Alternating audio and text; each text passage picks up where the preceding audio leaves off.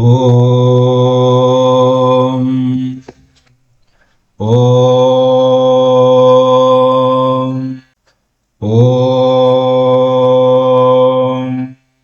ஓம் come கணபதயே நமः. ஓம் some சரஸ்வத்யே நமः. ஓம் come குருभ्यो நமः. ஓம் பிரம்மா விஷ்ணு ருத்ர மகேஸ்வர சதாசிவ துர்கா லட்சுமி சரஸ்வதி சாவித்ரி ராதா தேவியே நமः. ஓம் பிரசீத விஸ்வேஸ்வரி விஸ்வப்ரசீதே பிரசீத விஸ்வேஸ்வரி வேதரூபிணி பிரசீத மாயாமி மந்திர விக்கிரகே பிரசீத சர்வேஸ்வர சர்வரூபிணி. ஓம் சாந்தி சாந்தி சாந்தி. ஓம் ஆனோ பத்ராஹ கிருதவோ யந்து விஸ்வதः. யதா யதா ஹி சாதூனாம் துக்கம் பவதி தானவः ததா தேஷாம் ச ரக்ஷார்த்தம் தேகம் சந்தாரயாம்யஹம். அரூபாயாश्च மே ரூபா அஜன்மாயாश्च ஜன்மஜா சுராணாம் ரக்ஷணார்த்தாய சித்தித்தைத்ய விநிश्चितम्. ஓம் ஞானினாமபி சேதாம்சி தேவி பகவதி हि सा பலாதாகிருஷ்ய மோகாய மகாமாயா பிரயச்சதி. துர்गे ஸ்மிருதா ஹரசி பீதிமசேஷஜந்தோः ஸ்வஸ்தே हि ஸ்மிருதா மதிமதீவ சுபாம் ததாசி. தாரித்ர துக்கபயஹாரிணீ காத்வதன்யா சர்வோபகாரகரணாய சதார்த்ரசித்தா. சர்வமங்களமாங்கல்யே சிவே சர்வார்த்தசாதிகே சரண்யே த்ர்யம்பிகே கௌரி நாராயணி நமோஸ்துதே. शरणागत दीनार्थ परित्राण परायणे सर्वस्यार्तिहरे देवी नारायणि नमोस्तुते. सर्वस्वरूपे सर्वेशे सर्वशक्ति समन्विते भयेभ्यस्त्राहिनो देवी दुर्गे देवी नमोस्तुते. सर्वबाधा प्रशमनं त्रैलोक्यस्याखिलेश्वरी एवमेव त्वया कार्यम् अस्मद्धैर्यविनाशनं. रोगान्नशेषानवहंसि तुष्टाः तुष्टादुकामान् सकलानभीष्टान् त्वामाश्रितानां न विपन्नराणां त्वामाश्रिताह्याश्रयदां प्रयान्ति.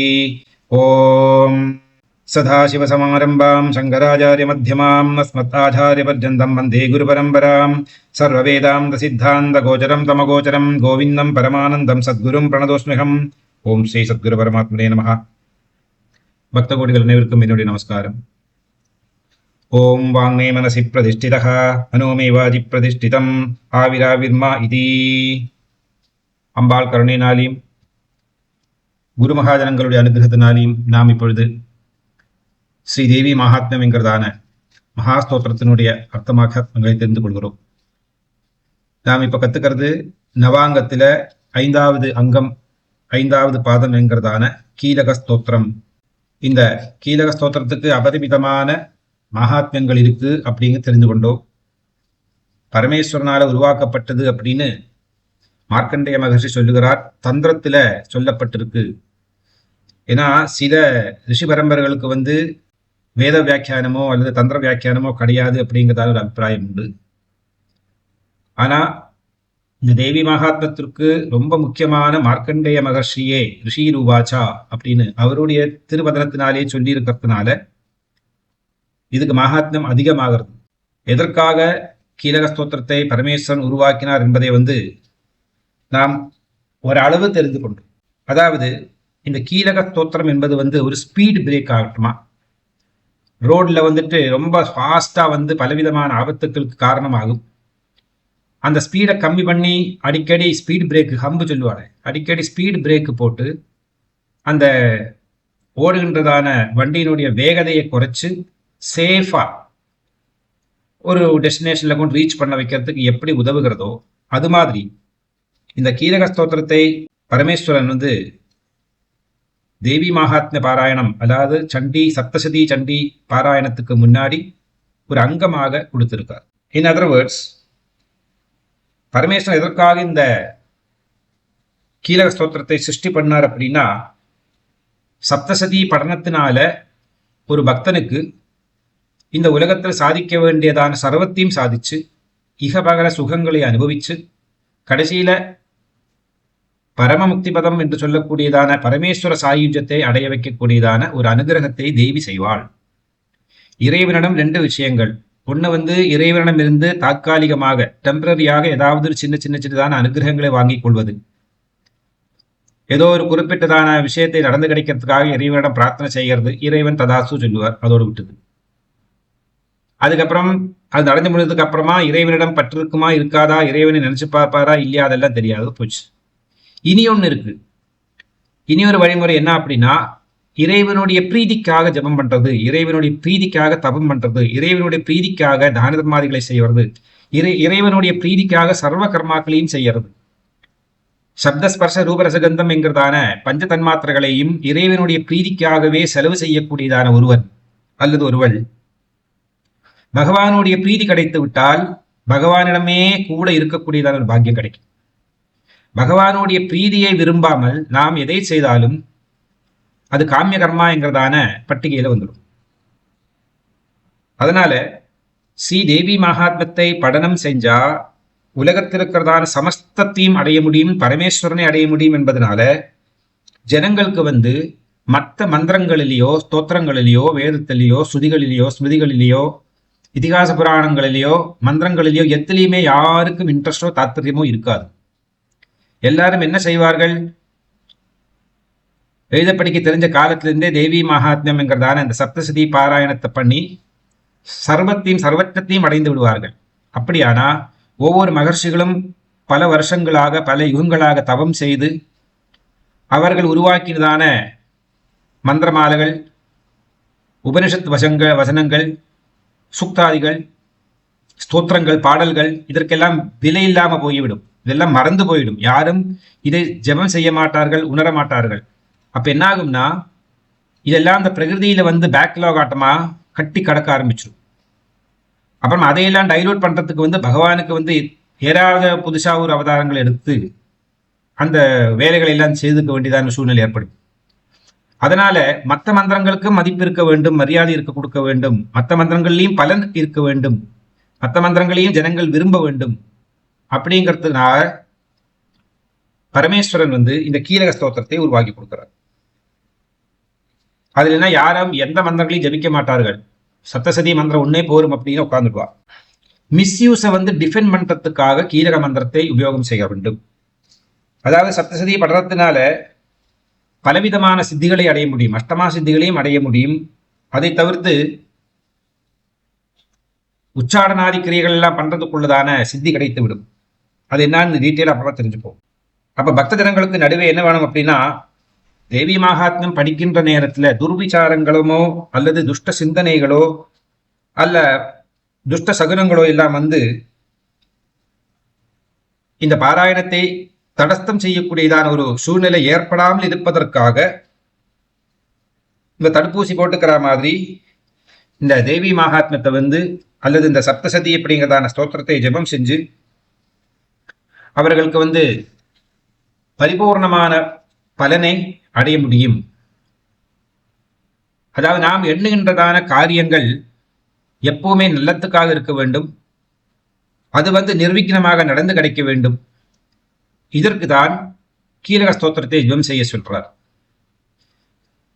தேவி பிரீதி கிடைப்பது ரொம்ப கஷ்டம். தேவி பிரீதி நல்லா எந்த இறைவனுடைய பிரீதி கிடைக்கிறதுக்கு ரொம்ப கஷ்டம். பகவான் அவ்வளவு நம்மளை ஃபில்டர் பண்ணி கடைசியில் தான் தன்னுடைய மித்திரமாக்கி விடுவார். பிரீதி எப்படின்னா அதுதானே பிரியம். நம்மிடம் இறைவனுக்கு பிரியம் வர வேண்டுமானால் நாம் அவ்வளவு பெரிய பகவானுக்கு உகுந்ததான ஒரு பொக்கிஷமாக மாற வேண்டும், இறைவனுடைய நிதியாக வேண்டும்.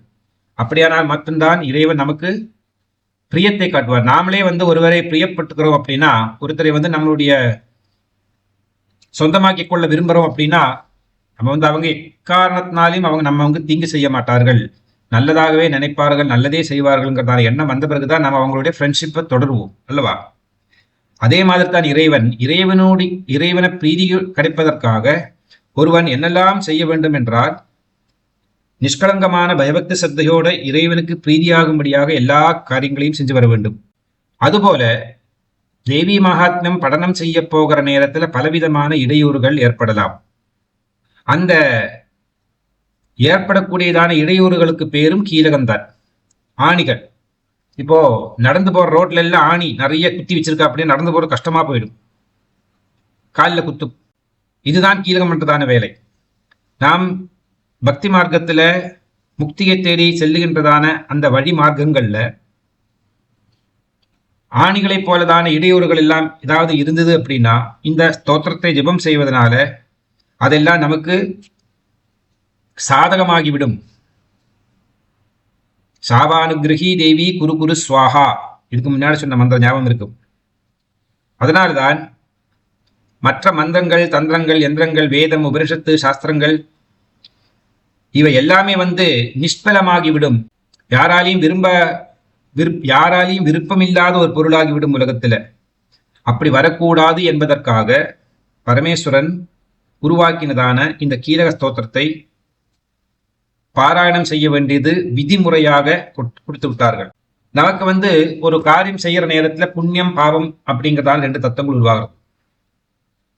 சத்விஷயங்கள் புண்ணியத்தையும், துஷ்ட விஷயங்கள் பாவத்தையும் உருவாக்கி கொடுக்கும். நாம் பாப செயல் செய்யற நேரத்திலையும் பாப செயலினுடைய தாக்கத்திலிருந்து நம்மளை தப்பித்துக் கொள்வதற்காக நாம் உபயோகப்படுத்துகின்றதான புண்ணியத்தினுடைய பேரு நித்திய புண்ணியம். அதாவது நித்தியம், நைமித்திகம், காமியம் அப்படின்னு 3 விதமாக இருக்கு கர்மாக்களினுடைய விதிமுறை. புண்ணியமும் இதே மாதிரியே, பாவமும் இதே மாதிரியே, நினைவு கனவுகளும் இதே மாதிரி, எல்லாமே நித்தியம், நைமித்திகம், காமியம். இது நித்தியம் என்பது நாம் எந்த விதமான சோம்பேறித்தனமும் இல்லாம இது செய்ய நாம கடமைப்பட்டிருக்கோம். இப்போ யஜ்னோபவீத தாரணத்துல அந்த மந்திரத்தை சொல்றார்.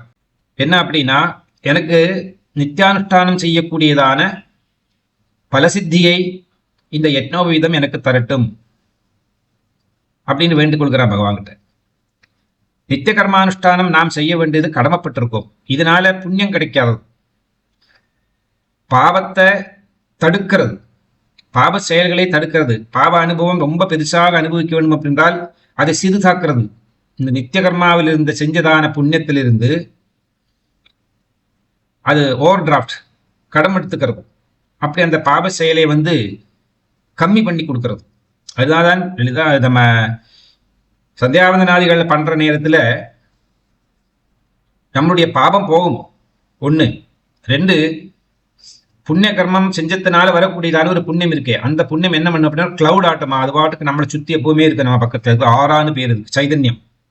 இந்த சைதன்யம் என்ன பண்ணும் அப்படின்னா, நம்மளுடைய ஏதாவது ஒரு ஜென்மாக்கள்ல செஞ்சதான துஷ்ட கர்மாவனுடைய அந்த தீய குணங்கள் எல்லாம் வாசனைகளாகவோ அல்லது பனிஷ்மெண்ட் ஆகவோ, கிரகங்கள் வழியாக, நட்சத்திரங்கள் வழியாகவும், இந்த பிரகதியில் இருக்கக்கூடிய ஏதாவது ஒரு அப்ஜெக்ட் வழியாக, ஒரு வஸ்து வழியாக நம்மளை தாக்குற நேரத்துல இந்த நித்திய கர்மம் என்ன பண்ணும் அப்படின்னா அதை ஸ்டாப் பண்ணும். அங்கு இரு. ஏன்? நித்திய கர்மானுஷ்டானம் செய்யக்கூடியவர் காலையில எழுந்திருந்து மாதாபிதாக்களை வந்தனம் செஞ்சு, சத்குரு குலதேவதாக்கள் எல்லாம் முறைப்படி ஸ்மரண பண்ணி, சந்தியாவதனாதி பண்ணி, சூரியனுக்கு அர்க்கியத்தை கொடுத்து, உபாசனா பூஜைகளை செஞ்சு, அன்னாகாராதிகளை பக்ஷணம் செஞ்சு, சத்கர்மாவை செஞ்சு, புராண படனம் செஞ்சு, சத்விஷயங்களை செஞ்சு, சந்தியாவதனாதிகளை பண்ணி, உபாசனாதிகளை பண்ணி, இறைவனை வழிபட்டு குடும்பத்துக்காகவும், இந்த கிராமத்துக்காகவும், இந்த பிரபஞ்சத்துக்காகவும், பிரகிருதிக்காகவும் நிஷ்காமியமாக உழைத்துக்கின்றதான இவனுக்கு இதுக்கெல்லாம் நைமித்திய கர்மம்னு பேரு. அப்ப இதுல இருந்தெல்லாம் அபரிமிதமான புண்ணியம் சேர்றது. பண்ணினத்தினால இருக்கிற புண்ணியம், பண்ணலைன்னா பாவம் உண்டு நித்திய கர்மானுஷ்டானத்துல. ஆனா நைமித்திகம், காமியம் என்பது ஒரு குறிப்பிட்டதான அப்ஜெக்டிவ் ஓரியன்டட், ஒரு குறிப்பிட்டதான விஷயங்களை செஞ்சு அதுல இருந்து கிடைக்கக்கூடியதான ஒரு பாவத்துக்கு பிராயஷ்டம் பண்றது காமிய கர்மம் அல்லது நைமித்திய கர்மத்துல வருது. அதனால நாம் நித்திய கர்மானுஷ்டானத்தை செய்ய விட்டோமானா என்னாகும் அப்படின்னா, நித்திய கர்மானுஷ்டானம் பேங்க்ரப்ட் ஆயிடும். ஒரு 3 அக்கௌண்ட் வச்சுக்கோளேன். ஒன்று கரண்ட் அக்கௌண்ட், இன்னொன்று சேவிங்ஸ் அக்கௌண்ட், இன்னொன்று ஃபிக்ஸட் டெபாசிட் அக்கௌண்ட். புரியுறதா?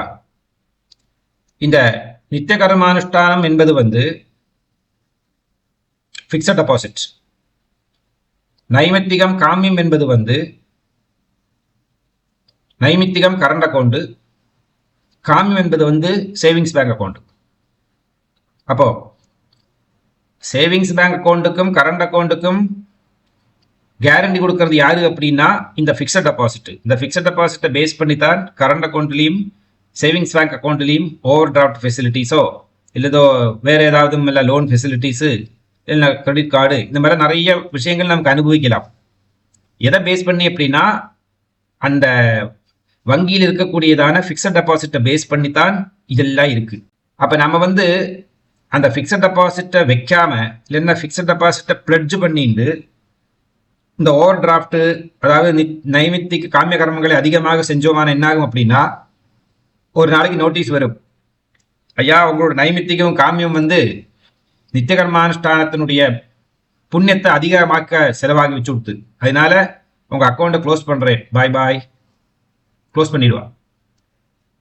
அப்ப என்னாகும்? பாபி, அவனுக்கு பேர் தான் பாபி. அவன் தான் பாவம் தலைக்கு மேல பெருசாயிடும். இப்படி ஒரு நாளைக்கு நான் வழி வைக்க கூடாது. நித்திய கர்மானுஷ்டானத்தை நம்ம அசைக்க வைக்க கூடாது. அதனால நைமித்திக காமிய கர்மங்களை செய்யற நேரத்துல பலேச்சை இல்லாமல் செஞ்சோமானா, பலேச்சை இல்லாமல் செய்ய முடியாது. காமிய கர்மம்னாலே பலேச்சையோட செய்யக்கூடியதுதான். ஏதோ ஒரு உத்திஷ்ட காரியத்துக்காக செய்யக்கூடியதான் காமிய நைமித்திக கர்மங்கள். இருந்தாலும் அதுல சர்வம் கிருஷ்ணார்ப்பணமஸ்து, பிரம்மார்ப்பணமஸ்து, சிவார்ப்பணமஸ்து, ஜெகதம்பார்ப்பணமஸ்து அப்படின்னு சொல்லி பகவானுக்காக சமர்ப்பணம் செஞ்சு விட்டுட்டோமானா, பகவான் அதனுடைய பெனிஃபிட்டை கொடுப்பார். பிளஸ் போனஸாக எக்ஸ்கிரேஷியா எல்லாம் கிடைக்கும் இல்லவா, பெஸ்ட் பர்ஃபார்மன்ஸ் எக்ஸ்ட்ரா இன்கம் கிடைக்குமே, அத மாதிரி கொஞ்சம் அதிகம் புண்ணியத்தையும் போட்டு கொடுப்பார் கையிலிருந்து. ஏன்னா நல்ல பாவனையோட அனுஷ்டானம் செஞ்சதுனால அது என்ன ஆகும் அப்படின்னா, அது again that will be posted into FD. அது எப்படி இன்க்ரீஸ் ஆகிட்டே வரும். இப்படிதான் ஒரு மனுஷன் பாபகர்மா செய்யற நேரத்துல அதுக்கு ஏற்ற மாதிரி பிரதிவிதி அல்லது பரிகார கர்மங்கள் அல்லது அதுக்கு ஈடான ஏதாவது ஒரு சத்கர்மாவை செய்யலை அப்படின்னா பகவான் நம்மள்ட்ட ஆட்டு கேட்டுக்க மாட்டார். அந்த எஃப்டிஐ ஒரு பாட்டு எடுத்துடுவார், இதுக்கு யூஸ் பண்ணிடுவார். ஃபார் எக்ஸாம்பிள், நம்ம கிரெடிட் கார்டு வச்சுருக்கோம், லோன் வச்சுருக்கோம், நான் இஷ்டத்துக்கு நடக்க வேண்டிய, நான் பே பண்ண மாட்டேன், இஎம்ஐ கொடுக்க மாட்டேன், வேற பண்ண மாட்டேன், ஒன்றும் காலையில் அவளுக்கு வாட்டுக்கு எஃப்டியிலேருந்து எடுத்துன்னு விடுவா அந்த பேங்கு. அது யாரையும் கேள்வி கிடையாது, அவளுக்குள்ளே தான் இருக்குது. இந்த 3 அக்கௌண்ட்டும் ஒரே பேங்க்குள்ளே தான் இருக்குது. அவங்க எல்லாம் கூட்டி கழிச்சு எல்லாம் பண்ணி கடைசியில் இதுதான் இருக்குது, வேணமான எடுத்துக்கோல, இதுவும் போயிடும் அதனால அப்படின்வா. இதை மாதிரி தான் ஒரு மனிதனுடைய வாழ்க்கையில பாபபுண்ணியங்கிறது எப்படி நமக்கு செலவாகுது நமக்கே தெரியாது, அப்படி செலவாயிட்டு இருக்கு. அதனால எப்பவுமே எந்த கர்மா செய்யற நேரத்திலையும் இறைவனுடைய பகவத் பிரீத்தியர்த்தம் அத்திய கரிஷ்யே, இறைவனுடைய பிரீதிக்காக நான் செய்கிறேன் அப்படின்னு எந்த கர்மாவை நாம் செய்வோமோ அப்ப அந்த கர்மாவுடைய பலனையும் அனுபவிக்க முடியும். அதுக்கு மேல வரக்கூடியதான bonus, ex gratia, additional benefits, fringe benefits எல்லாத்தையுமே சேர்த்து அந்த எஃப்டியில பேலன்ஸ் இன்க்ரீஸ் பண்ணி விட்டுருவா. இப்படி ஒரு ஒரு விவகாரம் இருக்கு நம்ம இந்த ஆன்மீக கர்மாவிலங்கிறது தெரிஞ்சுக்கணும். நல்ல நல்ல எந்த தெய்வத்தை நாம் கூப்பிடுறோமோ அந்த தெய்வத்துக்கு விருப்பமான பொருட்கள் எல்லாம் நாம் உபயோகப்படுத்தி கொண்டு செஞ்சோமானா புண்ணியம் அதிகமாகும், பகவானுடைய பிரீதி ரொம்ப அதிகமாகும். லக்ஷ்மி வருவாயன் மனையினிலே மீனாட்சி புத்ரி வர லக்ஷ்மி, அந்த பாட்டில் நீங்க கேட்டுருப்பேன் நிறைய. அந்த தேவிக்கு மகாலட்சுமிக்கு என்னெல்லாம் பிடிக்குமோ அதெல்லாம் நாங்கள் செஞ்சு வச்சிருக்கோம் அப்படின்னு சொல்லுவா. அத மாதிரி ருத்ராட்ச தாரணம், ஸ்படிகமால தாரணம், அப்புறமா தாமரை மணி தாரணம், சொர்ணமணி தாரணம், ரஜதம் அதாவது சில்வர் மணி தாரணம், நவரத்ன மணிகள் தாரணம், இப்படி எல்லாம் மாலைகள் எல்லாம் போட்டு அந்த வர்ணத்தில் இருக்கிறதான ஆடை உடைகளை எல்லாம் உடுத்தி கொண்டு பஸ்மதாரணம் பண்ணி திரிபுன்றம், ஊர்தகுன்றம், குங்குமம் போன்றதான ரக்ஷாவஸ்துக்களை எல்லாம் தாரணம் பண்ணிட்டு இப்படி எல்லாம் செய்யற நேரத்துல பலன் அதிகமாக கிடைக்கிறது. அதனால்தான் ருத்ராட்சம், துளசி மாலை, ஸ்படிக மாலை இப்பேற்பட்டதான உன்னதமான பொருள்களை எல்லாம் போட்டுக்கொண்டு நாம் நித்திய கர்மானுஷ்டானத்தை செஞ்சோமானாலும் நைமித்திக காமிய கர்மங்களை செஞ்சோமானாலும் நித்திய கர்மானுஷ்டத்துல இருந்து அந்த அதனுடைய கிரெடிட் பேலன்ஸ் கீழே இறங்கவே செய்யாது, அது அங்கேயே இருந்துட்டு இருக்கும். அதுதான் என்னுடைய பெனிஃபிட். அதனால்தான் நம்மளுடைய பூஜா மார்க்கங்கள் எல்லாம் எப்பவுமே எல்லாருமே ஏதாவது ஒரு மாலையை போட்டு பூஜை புனஸ்காராதிகள் எல்லாம் செய்கிறார்கள். இது ஒரு விஷயத்தை நாம் ஞாபகம் வச்சுக்கணும். அப்ப நமக்கு தெரிஞ்ச போயிடுது, இப்போ கீலக ஸ்தோத்திரத்தினுடைய மகாத்மியம், கீலகம் எதுக்காக பரமேஸ்வரன் உருவாக்கினார் அப்படிங்கிறதான தத்துவத்தை ரொம்ப சிம்பிளாக தெரிஞ்சுக்கணும். It's like a speed break, at the same time தடுப்பூசிக்கு சமம். இப்போ சோணப்பிரதம் சோம கலாவதம்சம் பாணிஸ்புரது பஞ்சசரேக்ஷு சாபம் பிராணப்பிரியம் நௌமி பினாகபாணே கோணத்ரயஸ்தம் குலதெய்வதம் நாமா. சோணப்பிரதம் அப்படின்னா சொர்ண வர்ணத்துல பிரபாரூபமாக இருக்கக்கூடியது, ரக்த வர்ணத்துல உத்தத்பானு சகசிராபா சதுர்பாகு சமன்விதாயினதா சொல்ற மாதிரி சொர்ண சூரியனை போன்றதான பிரபை இருக்கக்கூடிய உருவத்துல பரமேஸ்வரனை திருஷ்டாந்தமாக தரிசனம் செய்கிறதான ஒரு ஸ்தோத்திரம் இது. சோம கலாபதம்சம், சோமகலையை வைத்துக் கொண்டிருக்கக்கூடியவர், சோமகலையினால உருவாக்கப்பட்டதான சிரசு அல்லது வதனம், முகம், ஃபேஸ். சோமகலையை பரமேஸ்வரன் கலாரூபமாக 3ஆம் பிறை போல அவருடைய சிரசிலே எப்பவுமே அணிந்து கொண்டிருக்கிறார். அப்பேற்பட்டதான பரமசிவன் பாணிஸ்புரது, பாணி அப்படின்னா கரங்கள், கரத்தில் இருக்கக்கூடியதான அங்குலியங்கள் எல்லாம் ஸ்புரிக்கிறது, ஜபம் செய்கிறது. எதை வச்சுட்டு ஜபம் செய்யறது அப்படின்னா பஞ்சாட்சரத்தை வைத்துக்கொண்டு, பஞ்சசரேக்ஷு சாபம். இக்ஷு சாபம் அப்படின்னா கரும்பு வில்லுன்னு அர்த்தம். அந்த கரும்பு வில்லில வந்து அந்த அதனுடைய கரும்பு 5 இலைகள் இப்படி வெளியில தொங்கிட்டு இருக்கிற மாதிரி காணப்படுறது. நம்மளுடைய கரத்துல வந்து 5 அங்குலியங்கள், விரல்கள் இருக்கிற மாதிரி. இது வந்து நாம சிவாயா அப்படிங்கிறதான பஞ்சாட்சர ஸ்வரூபம். பகவான் பரமேஸ்வரனை வந்து பஞ்சாட்சரத்தை ஜெபம் செய்கிறார். சமஸ்த தெய்வங்களும் பஞ்சாட்சரத்தை ஜெபம் செய்கிறார்கள். இந்த ரீசெண்டான கதைகள்ல வந்து நிறைய பேர் வந்து ராமருடைய மந்திரத்தை சொல்றார், பகவான் பரமேஸ்வரர் தான் சொல்லிட்டு இருக்கார் அப்படின்னு. அதுவும் சத்தியம்தான். பகவானும் பலவிதமான மந்திரங்களை ஜெபம் செய்வார். ஏன்னா எல்லா மந்திரங்களுக்கும் ஊர்ஜ சக்தியை கொடுக்க வேண்டுமானால் அது இறைவன் ஜெபம் செய்ய வேண்டும். லலிதா சகஸ்ரநாமத்துல பிரம்மாண்ட சதஸ்தில இருக்கக்கூடிய அனைத்து பிரம்மாதிகளும் லலிதா சகஸ்ரநாமத்தை ஜெபம் செய்ய விரும்பினார்கள். அதுபடி வசின்யாதி வாக்தவதைகளையே குருவாக வைத்துக் கொண்டு உபதேசம் பெற்று எல்லாரும் இன்னைக்கும் பிரம்மாதிகளும் பரமேஸ்வரனிலிருந்து சமஸ்த பிரம்மாதிகளும் சமஸ்த ஜீவராசிகளும் லலிதா சகஸ்ரநாமத்தை ஜெபம் செய்ய விரும்புகிறார்கள், ஜெபம் செய்கிறார்கள். மகான்கள் ஒரு மந்திரத்தை ஜெபம் செய்தால் அது வந்து 100 கோடி பலனை கொடுக்கும். பாவிகள் ஒரு மந்திரத்தை ஜெபம் செஞ்சாலானா 100 கோடியோ 100ஓ 10ஓன்னு கிடைக்காது, 1க்கு 1 தான் கிடைக்கும். இப்போ ஒரு கிராமத்துல ஒரு பெரிய மனுஷன் ஒரு வார்த்தை சொன்னாரானா அது வந்து அந்த கிராமத்துல வாசம் செய்யக்கூடிய அனைவரும் அக்செப்ட் பண்ணிப்பா. அதே நேரம் அதே ஒரு கிராமத்துல ஒரு சாதாரண மனுஷன் ஏதாவது ஒன்று சொன்னார் அப்படின்னா நோபடி பாதர்ஸ், யாரும் கேட்க மாட்டான். அதுபோலதான் மகான்கள், மகாத்மாக்கள், உத்தமமான புண்ணிய இருக்கக்கூடியதான பக்தர்கள் இறைவன் நாமத்தை சொன்னால் அது 10 மடங்கு பலனை கொடுக்கிறது. அந்த 10 மடங்கு பலனை கொடுக்க வேண்டும் என்பதற்காகவே ராமருக்கு எங்கிருந்து சக்தி வரும்? சிவோர்ஜத்திலிருந்த ராமருக்கு சக்தி வரும். அதனால பரமேஸ்வரன் ராமா ராமா ராமா ராமா ராமா அப்படிங்கிறதான மகாமந்திரத்தை சொல்ல சொல்ல சொல்ல அந்த சக்தி பூரா சிவனுக்கு ஒன்றும் தேவையில்லை. ந சிவாயா, பகவான் எனக்கு எதுவுமே வேண்டாம், எல்லாம் உங்களுக்காக. In fact to take care of you. நான் வந்து இந்த பிராகிருத கைலாசம் அப்படிங்கிறதா திபெத் பூமியில் இருக்கே, இந்த பிராகிருத கைலாசத்திலே உட்கார்ந்துட்டு இருக்கார் குடும்பத்தோட. மற்ற தெய்வங்கள் எல்லாம் வேற இல்லாம உலகங்கள்ல கண்ணுக்கு காண முடியாத உலகங்கள்ல இருக்கா. பரமேஸ்வரன் அப்படி சொல்லலை. ருத்ரமூர்த்தியான அந்த ஈஸ்வரன் என்னுடைய குழந்தைகளுக்கு, என்னுடைய பக்தர்களுக்கு, என்னுடைய சீடர்களுக்கு நான் தான் பக்கத்துல இருந்து அவங்க சொல்றத அவங்க வந்து பார்க்கறதுக்கும் அவங்க வந்து செய்யக்கூடியதான கர்மாக்களை எல்லாம் ரொம்ப குவிக்கா ரிசீவ் பண்ணிக்கிறதுக்காக நான் பூலோகத்திலேயே இருந்துக்கிறேன், நீங்கள்லாம் எந்தெந்த உலகத்துல வேணா போய்க்குங்க அப்படிங்கிறார். இதுல என்ன ஒரு பியூட்டி அப்படின்னா மற்ற உலகங்களுக்கு தான் தெய்வங்கள் எல்லாம் இந்த பூலோகத்தில் இருக்கக்கூடிய பரமேஸ்வரன் வந்து நமஸ்காரம் பண்ண வருகிறார்கள். அதுதான் இருக்கிறதான மகத்துவம். அதனால பகவான் என்ன பண்றார் அப்படின்னா நிறைய உத்தமமான பக்தர்களை உருவாக்கி அவர்கள் வழியாக திருநாமங்களை சொல்ல வைக்கிறார், செய்ய வைக்கிறார். இப்ப பிரகலாதன் வந்து ஒரு தடவை நாராயணா சொல்றதுக்கும் நானும் நீங்களும் ஒரு தடவை நாராயணா சொல்றதுக்கும் வித்தியாசம் இருக்குமா இருக்காதா?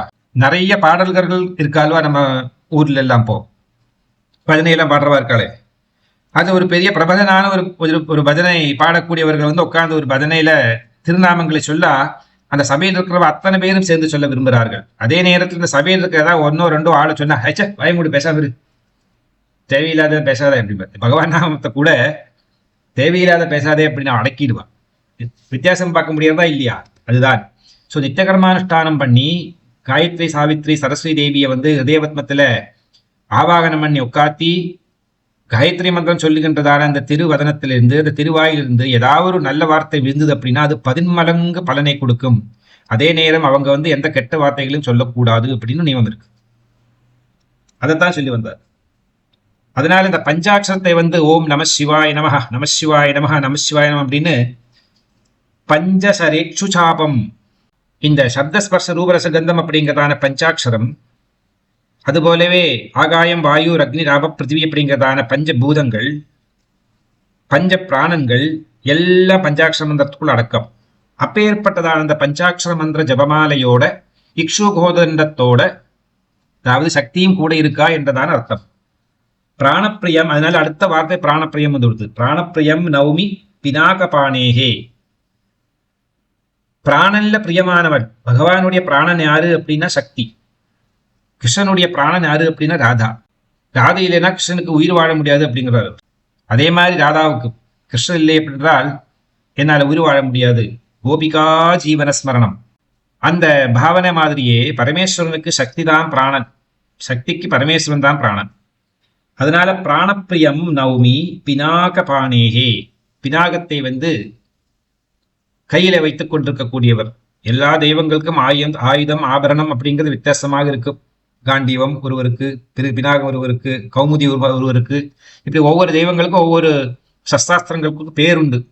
பினாகத்தை கையில வைத்துக் கொண்டிருக்கக்கூடியவர் கோணத்ரயஸ்தம் குலதெய்வதம் நகா. கோணத்ரயஸ்தம் அப்படிங்கிறதான் முக்கோணங்கள் எல்லாம் வாசம் செய்யக்கூடியதான மகத்தத்துவம்.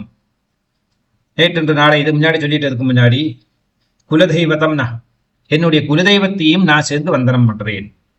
இப்பேற்பட்டதான பரமேஸ்வரனை குலதெய்வமாகவே நாம் கருத வேண்டும்.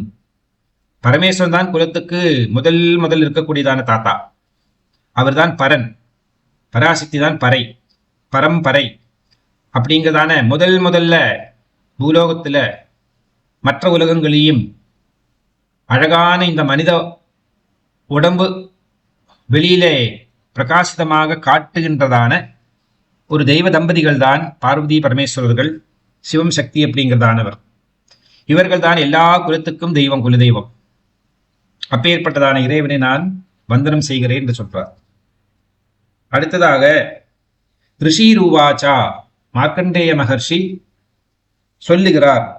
எதை சொல்லுகிறார்? இந்த கீலக ஸ்தோத்திரத்தை சொல்லுகிறார். தன்னுடைய சீடர்களுக்கு இந்த கீலக ஸ்தோத்திரத்தை உபதேசம் செய்து கொடுப்பதுதான் இந்த கீலக ஸ்தோத்திரத்தினுடைய மகாத்மியம். விசுத்த ஞானதேகாய திரிவேதி திவ்ய சக்ஷுஷே ஸ்ரேயகா பிராப்தி நிமித்தாய நம சோமார்த்ததாரினே. விசுத்த ஞானதேகாய, விசுத்தமான ஞான தேகம் இருக்கக்கூடியவர் பரமேஸ்வரன். ஞான தேகம் உள்ளவர். இப்போ நமக்கு ஸ்தூல தேகம், சூக்ஷ்ம தேகம், பரதேகம், மனோதேகம், ஆத்மதேகம், இப்படி பலவிதமான தேகங்கள் இருக்கு. தேகி வாசம் செய்யக்கூடியதான இடத்துக்கு தேகம் என்றதான பெயர். தேகி என்றால் பரம சைதன்ய ஸ்வரூபமான பராசக்தி அல்லது சிவன் அப்படின்னு அர்த்தம்.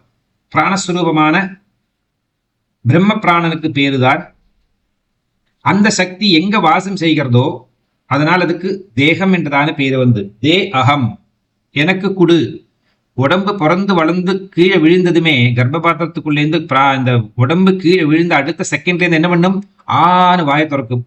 மூக்கத்து பிராணனை ஸ்வீகாரியம் பண்ணிக்கும். வா வா வா, எனக்கு மூச்சு கொடு அப்படின்ட்டு மூக்க பெருசா இழுத்து உள்ள விட ஆரம்பிக்கும். வாயை வழியாவதும் சுவாசத்தை உள்ள இழுத்துக்கும் அல்லவா? தே பிராணஹா, எனக்கு பிராணனை கொடு, பிராணனை கொடு, பிராணனை கொடு. பிராணன் என்றால் இங்க நமக்கு ஆக்சிஜன்ங்கிறதான வாயு. 49 முக்கியமான வாயுக்கள், அது ரொம்ப முக்கியமானவன் இந்த பிராணன். அதனால ஞான தேகாய, ஞானமே தேகமாக இருக்கக்கூடியவர். அறிவுக்கு ஏதாவது உருவம் இருக்கா? இல்லை. அதுபோலவே பரமேஸ்வரனுக்கும் ஞானமே அவருடைய தேகம் என்றால் உருவமில்லாத ஒரு அறிவு, உருவமில்லாத அறிவு. அப்ப நமக்கு எல்லாருக்கும் என்ன தேவை அப்படின்னா, நம்மளுடைய உடம்பு எப்படி ஆசைப்படுகிறதோ, நமக்கு ஆக்சிஜன் தேவை, நமக்கு மூச்சு தேவை, பிராணவாயு தேவை அப்படின்னு. அதுபோல பரமேஸ்வரனுக்கு விசுத்த ஞான தேகாய நிர்விஷய சைதன்ய ஸ்வரூபத்துக்கு பேருதான் விசுத்தம். அதாவது விஷயங்கள் கொஞ்சம் கூட பாதிக்காத சைதன்ய ரூபமான பிரகாசிதமான எஃபல்ஜன்ஸ் பேர் இருக்கு, பிரைட்னஸ், பிரில்லியன்ஸ். அந்த நிர்விஷய சைதன்ய தேகத்துக்கு பேருதான் ஞான தேகம். அத்தியன சித்த வேதார்த்த சரீரம் அப்படின்னு பேரு. அத்தியன சித்த வேதார்த்த சரீரம், என்னெல்லாம் வார்த்தைகள் இன்வால்வ் பார்க்கணும். இவ்வளோ பெரிய உடம்புக்கு பேருதான் ஞான தேகம். ஒண்ணு நிர்விஷயமாக இருக்கணும். விஷயங்கள்ங்கிறது வாசனைகள் அல்லது துஷ்ட விசாரங்கள், சென்சுவல் ஆக்டிவிட்டீஸ். எதை செஞ்சா திரும்ப திரும்ப ஜென்மா நிச்சயமாக கிடைக்குமோ அதுக்கெல்லாம் பேரு விஷயம். எதுல மனம் அதிகமாக செல்லுகிறதோ அதெல்லாம் விஷயத்தினுடைய தூண்டுதல். இறைவனுக்கு நசிவாயான்னு முன்னாடியே சொன்னோம். எந்த ஒரு விஷயத்திலையும் அவருக்கு விருப்பமோ வெறுப்பமோ கிடையாது. ஆனா எல்லாத்துலயும் இருக்கக்கூடியவர். மரக்கட்டை அது பாட்டுக்கு இருக்கு. மரக்கட்டைக்கு மேல உட்காரலாம், மரக்கட்டையை தூக்கி நெருப்பட்ட போடலாம், மரக்கட்டையை தூக்கி தண்ணீரை போடலாம், மரக்கட்டையை தலகாணியை வச்சு படுத்துக்கல, என்ன வேணா பண்ணீங்க, மரக்கட்டைக்கு எந்த விதமான பாதிப்பும் இல்லை. அதுபோல நிர்விஷய சைதன்ய தேகமாக இருக்கக்கூடியவருடைய குவாலிபிகேஷன் எப்படின்னா, எப்படி ஒருவனுக்கு இந்த நிர்விஷய சைதன்ய தேகம் கிடைக்கும் என்றால், அத்தியனம், முதல்ல அத்தியனம் பண்ணதுனால. அத்தியனம் பண்ண அப்படின்னா என்ன அர்த்தம்? பிராமணர்களுக்கு 6 முக்கியமான கர்மாக்களை சொல்லியிருக்கு. அதுல ஒண்ணு வந்து அத்தியனம். அத்தியாயங்களை அயனம் செய்யறது, படிக்கிறது. வேத சாஸ்திர புராண இதிகாசங்களை எல்லாம் படனம் பண்ணி அதனுடைய அர்த்த மகாத்மங்களை எல்லாம் புரிந்து கொண்டு அதுபடி நடக்க விரும்புகின்றதார ஒருவருக்கு பேருதான் அத்தியனம். உங்காத புள்ள என்ன பண்றார்? அவர் அத்தியனம் பண்றார். ஓ, வாத்தியார் தொழில் அப்படின்னு வச்சுடுவா. அப்படி இல்ல, வாத்தியார் வேலைங்கிறது வந்துட்டு வித்தையை எடுத்து சொல்லுகிறவன் வாத்தியார், வித்தையை கையாளுகின்றவன் வாத்தியார், வித்தை வழியாக அடுத்தவங்களுடைய பிரச்சனையை தீர்க்கக்கூடியவன் வாத்தியார். பள்ளிக்கூடத்தவங்களுக்கும் வாத்தியார்னு பேர், ஆசிரியர்னு அவர் கூப்பிடுற வழக்கம் உண்டு. பூஜை புனஸ்கார ஆதிகள் வந்தா தமிழ்நாட்டு பழக்கத்துல வாத்தியார்னு சொல்லுவார். மற்றவங்கள்லாம் புரோஹிதன் அப்படிங்கிற சம்ஸ்கிருதத்துல. அடுத்தவங்களுடைய நன்மைக்காக தான் உழைப்பதற்கு பேரு புரோஹிதன். அடுத்தவங்களுடைய ஹிதத்துக்காக, நல்லத்துக்காக உழைக்கிறவன் புரோஹிதன். அப்போ அத்தியனம் செய்யக்கூடியவர் எப்பேற்பட்ட அத்தியனம் பண்ணா தெரியுமா? பரமேஸ்வரன் சொந்தமாக வேதத்தை உருவாக்கினார். தன்னுடைய மூச்சில் இருந்து, சுவாச உச்சாசத்திலிருந்து வெளிவந்ததெல்லாம், உச்சாசங்கள் எல்லாம் வேத ஆகம நிகமங்களாக உருவாக்கிறார். நிகமம் என்றால் வேதம் என்றுதான் அர்த்தம். ஆகமம் என்றாலும் வேதம் என்ற அர்த்தம். வேதம் என்றாலும் வேத ஆகமம் அப்படின்னு பொதுவாக எல்லாரும் சொல்வார்கள். பகவானுடைய சுவாச உச்சாசம்தான் பகவானுடைய இன்ஸ்ட்ரக்ஷன் அல்லது சாசனை அப்படின்னு சொல்லக்கூடியதான எல்லா விதமான மந்திர தந்திர யந்திர வழிபாட்டுக்கெல்லாம் காரணமாக இருக்கக்கூடியதான வேதம். அப்படி வேதத்தினுடைய ஞான காண்டம் ஒண்ணு மட்டும்தான் வேதத்துல ஒரு காலத்துல இருந்தது. முதல்ல இருந்த வேதம் என்பது வந்து ஞானம் மட்டும்தான். அதுக்கப்புறமா அந்த ஞானத்துல வந்து இன்ட்ரெஸ்ட் கம்மி ஆயிடும். வருங்கால ஜனங்களுக்கு வந்து எனக்கு என்ன கிடைக்கும், ஓகே நான் அதுல சொல்றேன் செய்யறேன், எனக்கு என்ன கிடைக்கும், இந்த எண்ணம் வரும் அப்படின்னு இறைவனுக்கு முன்னாடியே தெரியும். ஏன்னா அவர் பல பல பல பல பல கோடிக்கணக்கான சதுர்யுகங்களை பார்த்தவர் இந்த பரமேஸ்வரர். அப்ப ஒவ்வொரு யுகங்கள்ல மனிதனுடைய மைண்டு எப்படிலாம் சேஞ்ச் ஆகுறதுன்னு அவருக்கு நிறைய இருக்கு. ரெக்கார்டட் ஹிஸ்டாரிக்கல் டேட்டா இருக்கு அவர்கிட்ட. இதுக்கு 27வது கலியுகத்துல எப்படிலாம் இருந்தா, இப்ப 28வது நடந்துட்டு இருக்கு கலியுகம். 12வது கலியுகத்துல எப்படி இருந்தா ஜனங்கள், அதுக்கப்புறம் என்ன ஆச்சு, அப்புறமா 17வது எப்படி இருந்தது, 18வது எப்படி இருந்தது, இப்படின்னு எல்லா சதுர்யுகங்களுடைய கோடிக்கணக்கான சதுர்யுகங்களுடைய பிளஸ் மைனஸஸும் மற்ற ஜீவராசிகளுடைய நடைமுறைகள், பாவனைகள், சிந்தனைகள், செயல்கள், பாப புண்ணியம், இதெல்லாம் பகவான் கிட்ட டேட்டா இருக்கு. பிக்கெஸ்ட் டேட்டா சென்டர் யார்கிட்ட இருக்கு அப்படின்னா பகவான் கிட்ட தான் இருக்கு. அது எல்லாத்தையுமே சேர்ந்து பராசக்தி என்ன பண்றா தெரியுமா? தன்னுடைய மூக்குத்திக்குள்ள போட்டு வச்சுடுவா. இந்த செல்லப்பட்டி உண்டு. முன்ன காலத்துல பாட்டி மார்ட்டெல்லாம் இருக்கும். அது இந்த செல்லப்பட்டி, அது வந்து இந்த வெத்தலை பொட்டி ஆயிடுது. வெத்தலை பொட்டிக்குள்ள எப்பவுமே கொஞ்சம் சில்லறையெல்லாம் இருக்கு. அதுல வந்து வெத்தலை, பாக்கு, சுண்ணாம்பு, சீவல், வாசன திரவியங்கள் ஏதாவது, அப்புறம் கொஞ்சம் சில்லறையெல்லாம் இருக்கும் எமர்ஜென்சிக்கு. வீட்டு வாசல ஏதாவது குயிக்காக வாங்கணுமானா உள்ள போய் கதை திறந்து பொட்டியை திறந்தெல்லாம் பணம் எடுக்க வேண்டிய அவசியம் இல்லை. இந்த சில்லறை எல்லாமே இந்த செல்லப்பட்டிக்குள்ள, இந்த சின்ன இந்த வெத்தலை பொட்டிக்குள்ளே இருக்கும். அதுலேருந்து எடுத்து கொடுத்துருவா. ஆனா அது அவங்களுடைய ஜீவன். இந்த வெத்தலை பொட்டிய இந்த மடியிலேயே கஷ்டத்துல வச்சுட்டு நடப்பான் பாரு, என்னவோ உயிரை கூட குடின்னு நடக்கிற மாதிரி. சில பேருக்கு மண்டை பிடிச்சிடும் அது இல்லைன்னா. அதுபோல எப்படி நாம ஒரு பொருட்கள் எல்லாம் ஒரு பொட்டலத்துக்குள்ள போட்டு வைக்கிறோமோ, அது மாதிரி அண்ட சராச்சரத்தில் இருக்கக்கூடியதான 224 பூரங்களில் இருக்கக்கூடியதான ஜீவராசிகளுடைய கர்ம வைபவங்களையும், கர்ம வினைகளையும், கர்ம பலன்களையும், அவங்களுடைய சுபாவ ரீதியையும், சரீர ஆகிருதியையும், அதாவது இப்போ பாவக்காய், இந்த பிட்டர் கார்டு இருக்கே, அதனுடைய விதை போட்டு முளைச்சிட்டோமானா அது எப்படி பாவக்காய் வருது? there should be some mechanism behind it இல்லவா? அந்த ஃபார்முலா இருக்குமே, அந்த கோடிங் இருக்குமே, அதுக்கு அதோட சேர்த்து வச்சுருக்கா அப்படிங்கிறான். அதனால அதுக்கு வாசனை இருக்கு, அதுக்குள்ள சர்வம் இருக்கு, அதுக்குள்ள கேரக்டரிஸ்டிக்ஸ் இருக்கு, எல்லாமே இருக்கு. எல்லாத்தையுமே சேர்த்து என்ன பண்றா அப்படின்னா பராசக்தி தன்னுடைய மூக்குத்தியில ஒரு டப்பா ஆட்டமா இருக்கிறது திறந்து அதுக்குள்ள போட்டு மூடி வச்சுட்டு விட்டா. கலாஸ் சர்வம் அதுக்குள்ள அணுகி விடுத்து. இப்ப நம்ம வந்து நம்மளால படிச்சு தூக்க முடியாது, கேட்டு தூக்க முடியாது, ரசிச்சு தூக்க முடியாது, பார்த்து தூக்க முடியாது அப்படிங்கிறதான அளவுக்கு பிரம்மாண்ட அளவுக்கு இருக்கு அறிவும் காரியங்களும் எல்லாம் இந்த உலகத்துல. ஆனா இது எல்லாத்தையும் ஒரு பிரம்மாண்டத்துல இருக்கிறதான நிகழ்ச்சி நம்ம பார்த்துட்டு இருக்கிறது. இப்போ கோடிக்கணக்கான பிரம்மாண்டங்கள் புவனங்கள்ல இருந்து வரக்கூடியதான இந்த சர்வத்தையும் அம்பாள் தன்னுடைய மூக்குத்திக்குள்ள அடக்கிட்டு இருக்கா. அப்படின்னா ஒரு மூக்குத்தி எவ்வளவு சைஸா இருக்குன்னு பார்த்துக்கோங்க.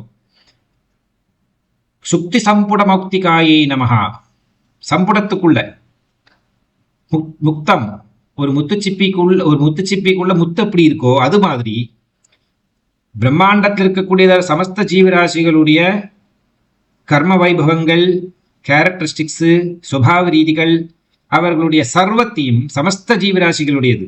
இந்த பூலோகத்தை மட்டுமே 8.4 மில்லியன் 84 லட்சம் ஜீவராசிகள் இருக்கு. இதை மாதிரி கோடி கோடி கோடி கோடிக்கணக்கான எண்ணற்ற அளவுக்கு இருக்கக்கூடியதான் ஜீவராசிகளுடைய தத்துவங்கள் எல்லாத்தையும் இந்த மூக்திக்குள்ள போட்டு வச்சிருந்திருக்க அம்பாள். இப்ப அம்பாளுடைய பவரை நினைச்சு பார்க்கணும் நம்ம.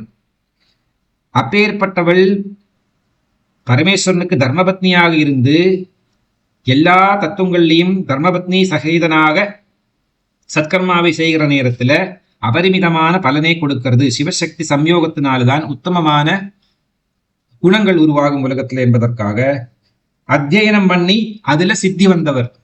அப்போ இந்த கர்மகாண்டத்தை வேதத்தில் இருக்கக்கூடியதான் ஞானகாண்டத்துல கர்மகாண்டத்தை ஆட் பண்ணி ஜனங்களுக்கு இந்த செஞ்சா இந்த பலன் கிடைக்கும், ஆயுர்வர்தனத்துக்கு ஆயுஷ் ஹோமத்தை பண்ணு, ஆயுஷ்ல பிரச்சனை வருது அப்படின்னா ஓகே ருத்ர யாகம் பண்ணு, திரேம்பக மந்திரம் ஜபம் பண்ணு, இப்படின்னா ஒவ்வொன்றுத்துக்கும் ஒவ்வொரு விதி கொடுத்து கர்மகாண்டத்தை உருவாக்குறாங்க. இப்படி ஆகம நிகமங்கள் எல்லாமே வேதங்களும் தமிழ் வேதம் என்று சொல்லக்கூடிய ஆகமங்களும் எல்லாமே பரமேஸ்வரனுடைய மூச்சுக்காட்டிலிருந்து உருவானி வந்தது. இப்படி அத்தியனம் பண்ணினவர் தானும் கற்று தான் அதுக்கு பிறவியை கொடுத்து தான் அதை வாசித்து திருப்பி அவருடைய பிரியமான சீடர்கள் வழியாக இந்த பிரபஞ்சத்துக்கு எடுத்து கொடுத்தார். நந்திகேஸ்வரர் அவருக்கு உத்தமமான ஒரு சிஷ்யன். சனக சனந்தன சனத்குமாராதிகள் 4 பேர் அவருடைய உத்தமமான சிஷ்யர்கள். மகா சரஸ்வதி அவருடைய உத்தமமான சிஷ்யை. சுக்கராச்சாரியர் அவருடைய ரொம்ப முக்கியமான ஒரு சிஷ்யர். பாணினி, நிறைய பேர் இருக்கா. இவர்கள் எல்லாம் அவருடைய சிஷ்யர்கள். அதனால பிறக்கிற குழந்தைகளுக்கு எல்லாருக்குமே பிறக்கிற அத்தனை ஜீவராசிகளுக்கும் சரஸ்வதி தேவி தான் தாயார். சரீரம் எடுத்து பிறக்கக்கூடிய அனைவருக்கும் தாய் தந்தை யாரு அப்படின்னா பிரம்மாவும் சரஸ்வதி தேவி தான். ஜீவனுடைய அம்மா அப்பா யாருன்னு கேட்டா பார்வதி பரமேஸ்வரர். நம்மளுடைய வாழ்நாளில் நமக்கு காரியங்கள்லாம் நடந்து கிடைக்கிறதுக்கு நம்மளுடைய தாய் தந்தை யாரு அப்படின்னா வளர்த்து தாய் தந்தை, ஃபோஸ்டர் பேரண்ட்ஸ் யாரு அப்படின்னு லட்சுமி நாராயணன். அப்ப பிறப்புக்கு ஒரு தாய் தந்தை, வளர்ப்புக்கு ஒரு தாய் தந்தை, நமக்கு மோட்சத்தை கொடுக்கக்கூடியதான ஒரு தாய் தந்தை, இப்படி 3 விதமான சரஸ்வதி, பிரம்மா, லட்சுமி நாராயணன், பார்வதி பரமேஸ்வரன், இப்படி 3 அப்பா 3 அம்மா ஒரு மனித பிறவிக்கு. இதை தவிர்த்த பயாலஜிக்கல் பேரண்ட்ஸ், சொந்தம் தாய் பெற்றோர்கள். இதை தவிர நமக்கு அறிவு கொடுத்ததான எல்லாம் எப்படி இருக்கு அப்படின்னு சொல்லி கொடுத்ததான குரு பத்னி, அவங்களும் ஒரு பேரண்ட். இப்படி நிறைய போயிட்டு இருக்கு கதைகள்ல. அப்படி அத்தியனம் பண்ணி அதுல சித்தியை அடைந்து வேதத்தினுடைய அர்த்த வடிவமாய் தீர்ந்தவர். வேதார்த்த சரீரகா, வேதங்களுடைய அர்த்தம் என்னவோ அதுவே உடம்பாக வைத்துக் கொண்டவர். இந்த ஒரு திருநாமத்துக்கு நம்ம கிட்டத்தட்ட 30 நிமிஷம் பேசியிருக்கோம். அப்படின்னா இந்த தேவி மகாத்மா இருக்கக்கூடியதான ஒவ்வொரு வார்த்தைகளையும் என்னைக்கு சொல்லியிருக்க முடியும் இறைவா? முடிந்த அளவுக்கு நாம் தெரிஞ்சுக்க முயற்சி செய்வோம். அறிவு பாட்டுக்கு அப்படியே கொட்டுறது. அதனால என்னன்னைக்கு எப்படி எந்த அளவுக்கு வருமோ அதையெல்லாம் நம்ம அப்படியே சுவாகா சுவாகா சுவாகா சொல்லி கிரகிச்சுக்கிட்டே இருப்போம். அதெல்லாம் இந்த சரீரத்தில் இருக்கக்கூடியதான ஒவ்வொரு அணுவிலையும் கலந்து விடும். அதுக்கப்புறம் நமக்கு திவ்ய சரீரமாகிவிடும், மோட்ச சரீரமாகிவிடும். அப்போ விசுத்த ஞான தேகாய, விசுத்த ஞான தேகம் அப்படின்னா நிர்விஷயமான சைதன்ய தேகம் அத்தியனம் வழியாக சித்த ரூபத்துல வேதார்த்த சரீரமாக இருக்கக்கூடியவர். அவர்தான் பரமேஸ்வரனுடைய உடம்பு. திரிவேதி திவ்ய சக்ஷுஷே, 3 வேதங்கள் அவருக்கு திவ்ய சக்ஷுஷாக இருக்கிறது. சக்ஷுஷு அப்படின்னா கண்கள், 3 கண்கள் இருக்கக்கூடியவர் திரிநேத்திரன். திரிவேதி திவ்ய சக்ஷுஷேகே, 3 வேதங்களும் அவருக்கு திவ்ய சக்ஷுஷாக இருக்கிறது, திவ்யமான கண்களாக இருக்கிறது, நேத்திரங்களாக. திரிவேதி அப்படின்னா ருக்வேதம், எதிர்வேதம், சாமவேதம், அதர்வண வேதம் அடிஷனல் சப்ஜெக்ட். இந்த 3 வேதங்களையும் கையாள வேண்டுமானால் Atharvana Vedam will take care of it. Atharvana Vedam ஆபிச்சாரம் மட்டுமல்ல, அதர்வண வேதத்துல ஆபிச்சாரங்கிறது 3-4% தான். 94-95% வந்து இந்த ரிக்வேத எதிர்வேத சாமவேதங்கள் என்னெல்லாம் சொல்லியிருக்கோ அதே மாதிரி அதில் சொல்லியிருக்கு. அதனால அதர்வண வேதம் அப்படின்னா உடனடியாகவே ஏதாவது சினிமா சீரியல்ல பில்லி சூன்யம் காண்றதோ ஆபிச்சாரம் பண்றதோ அப்படி நினைச்சக்கூடாது. அது ஒரு போர்ஷன் தான், ஒரு சின்ன போர்ஷன் தான் அதுல, அதுவும் தேவை. ஆக திரிவேதி திவ்ய சக்ஷுஷே, அந்த பரமேஸ்வருடைய திவ்ய சக்ஷுக்களுக்கு 3 பேரு கொடுத்திருக்கா, 3 விதமான பேரை கொடுத்து வர்ணிக்கிறார்கள். என்ன அவருடைய அந்த திவ்ய சக்ஷு, எதனால அதுக்கு திவ்ய சக்ஷுன்னு வர பேர வர காரணம்? சாதாரண கண்கள்னு சொல்லாம திவ்யமான நேத்திரங்கள் கண்கள் என்று சொல்லக்கூடியதான காரணம் என்ன அப்படின்னா, இந்த திவ்ய சக்ஷுக்களுக்கு 3 பேருக்கு 3 விதமான குணங்கள் இருக்கிறதுனால. ஒண்ணுக்கு வந்து ஐஷ்டிகம் என்றதான பெயர், 2 பாசுகம் என்றதான பெயர், 3 சௌமிகம் என்றதான பேரு. ஐஷ்டிகம், பாசுகம், சௌமிகம் அப்படின்னு 3 விதமான கண்கள் உள்ளவர் தான் இந்த பரமேஸ்வரன். ஸ்ரௌத சம்பிரதாயம் அப்படின்னு, சௌனக சம்பிரதாயம் அப்படின்னு, காண்வ சம்பிரதாயம் அப்படின்னு ஒவ்வொரு மகர்ஷிகள் ஒவ்வொரு விதமான சம்பிரதாயங்களை உருவாக்கி கொடுத்திருக்கார்கள். இப்போ இந்த 3 விதமான நேத்திரங்கள் ஐஷ்டிகம், பாசுகம், சௌமிகம், இது என்ன அப்படின்னு தெரிஞ்சுக்கணுமே.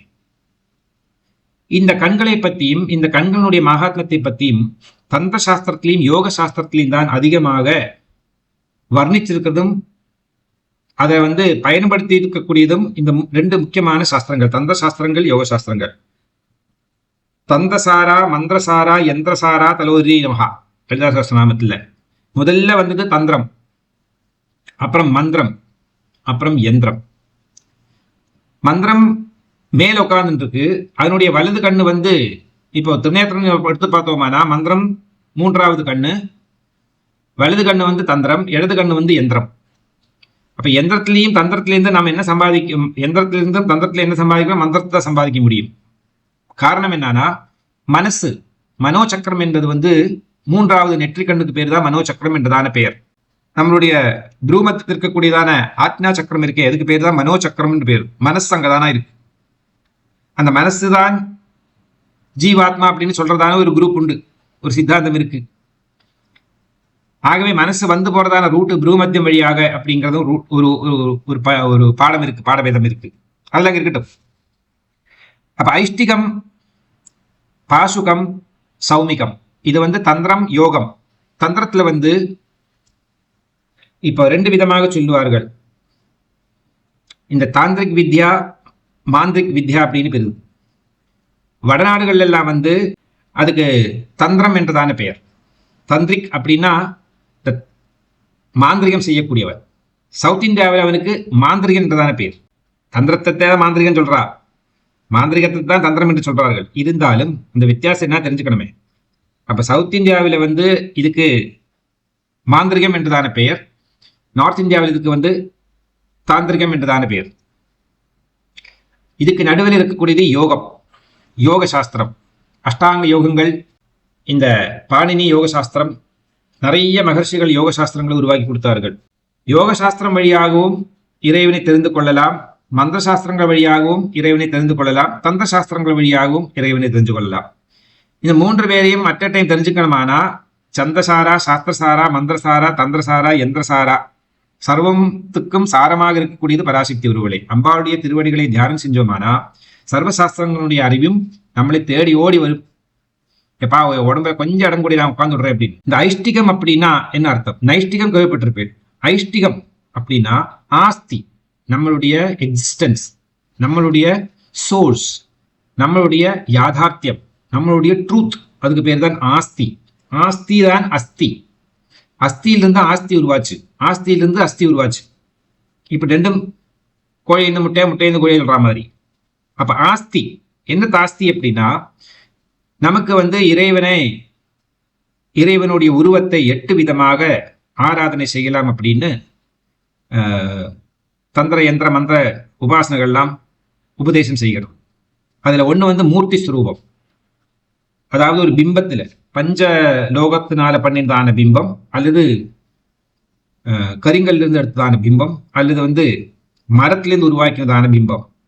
இப்ப மரத்திலிருந்து சிலை செய்கிறது தாரு சிலை என்றதான பேர் வருவது. நிறைய பகவதி கோவில்கள்ல இந்த சாக்த சம்பிரதாயம் படுத்தி பண்றது, அப்புறமா வந்து சமயாச்சார பூஜைகள், பலவிதமான உபச்சாரங்கள் இருக்கு, பூஜாதிகள்லாம் இருக்கு இந்த தந்திர யந்திர வழிபாடுகள்ல. ஒரு மரத்தை வெட்டிட்டு வந்து அதுல சிலையை உருவாக்கி, தாரு அப்படின்னா கல்பதாரு ஆட்டமா மரம். இந்த மரத்தை எப்போ கட் பண்ணணும் அப்படின்னு சாஸ்திர விதி இருக்கு. எப்போ வேணாலும் மரத்தை நம்ம முறிக்க முடியாது.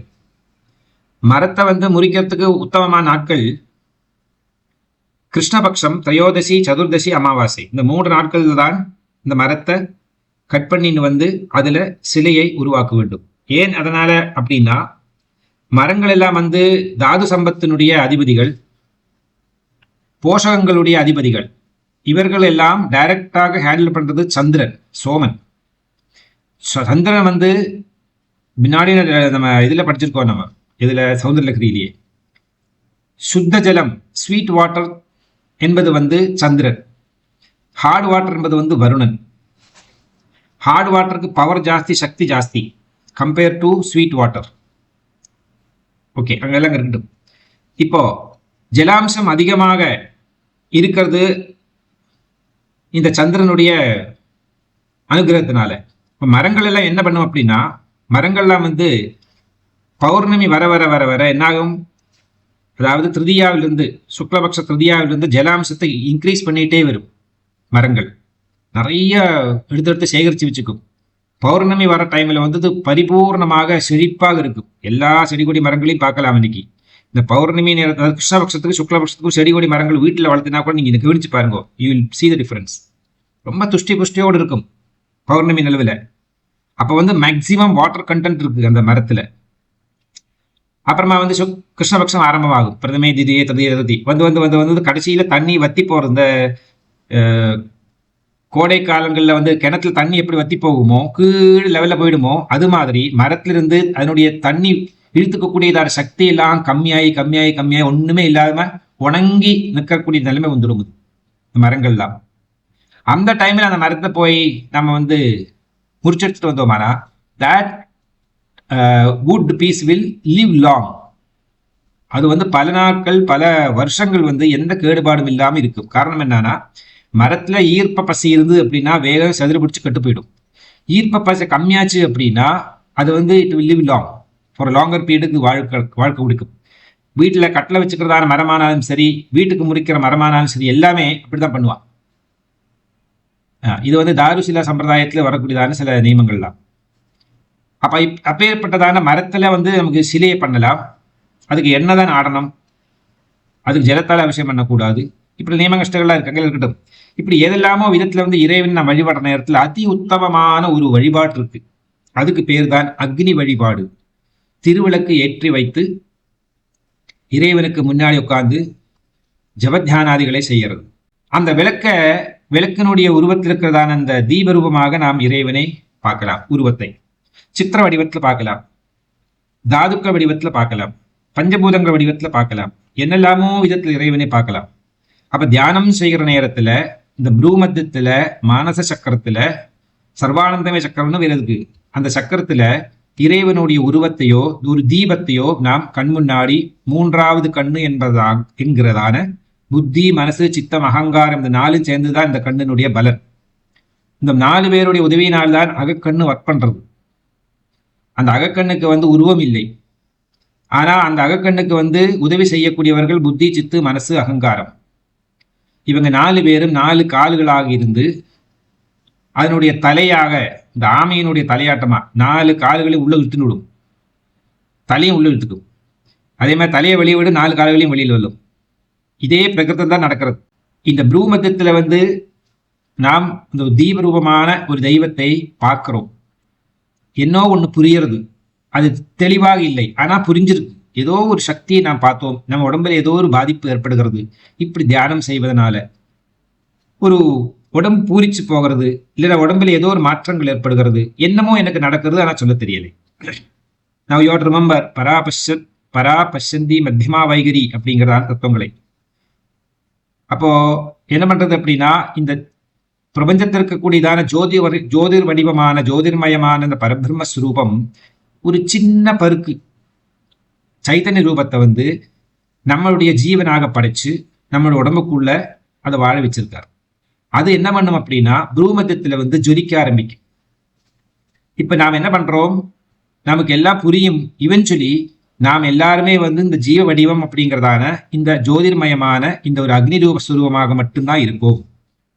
அதுதான் ரிக்வேதத்துல பிரதம மந்திரமான அக்ரமீலே புரோகிதம் எத்தச தேவ மிருத்யுஜம்.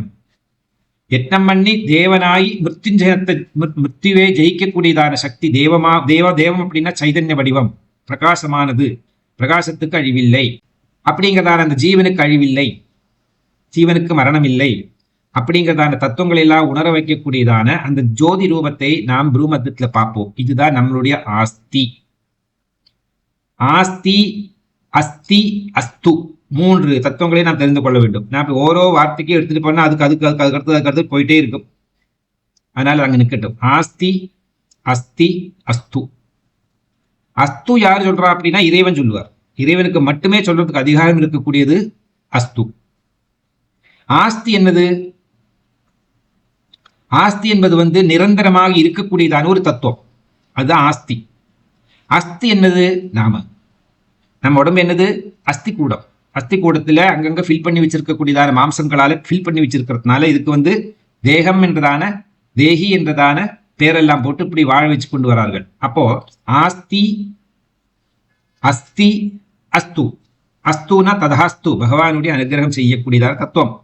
சந்தியா வேளைகள்ல வீடுகள்ல விளக்கு ஏற்றி வைத்து இறைவனை வழிபாடு செய்வார்கள், மந்திரங்களை சொல்வார்கள். ஆனா மனசுக்குள்ள என்னெல்லாமோ விஷயங்கள் இருக்கும். நாளைக்கு எக்ஸாம் இல்லவா, நீ உட்காந்து பாட்டி மந்திரம் சொல்லுடா அப்படிங்கிறாளே, இறைவா நான் மந்திரம் சொல்றேன் ஆனா என்ன எக்ஸாம் பாஸ் பண்ணி விடு. அவன் வீட்டுல தலைவர் என்ன பண்ணுவார், ஐயோ இஎம்ஐ கட்டணுமே, குழந்தையோட ஸ்கூலுக்கு ஃபீஸ் கட்டணுமே, என்ன பண்றது, அவருக்கு அந்த விசாரம். ஆத்து மாமிக்கு என்ன விசாரம், அரிசி பருப்பெல்லாம் தீர்ந்து போயிட்டு இருக்கே, இது யாரு ஃபில் பண்ணுவா இப்போ, அந்த விசாரம். தாத்தா பாட்டிக்கு என்ன விசாரம், மோட்சம் கிடைக்குமா, முக்தி கிடைக்குமா, என்னோட இந்த சபரி வாரங்கள்லாம் சௌக்கியமாக இருக்குமா, இந்த விசாரம். இப்படி எல்லாருக்கும் ஏதோ ஒரு விசாரம் இருந்துட்டு இருக்கும். ஆனா வாய் வழியாக மந்திரம் சொல்லுவா, கேசவா நாராயணா மாதவா கோவிந்தா விஷ்ணு சூனாத விக்ரமணா ஸ்ரீதர ஜீகேஜ பத்மநாபா தாமோதரா, இப்படி மந்திரங்கள் வந்துட்டே இருக்கும்.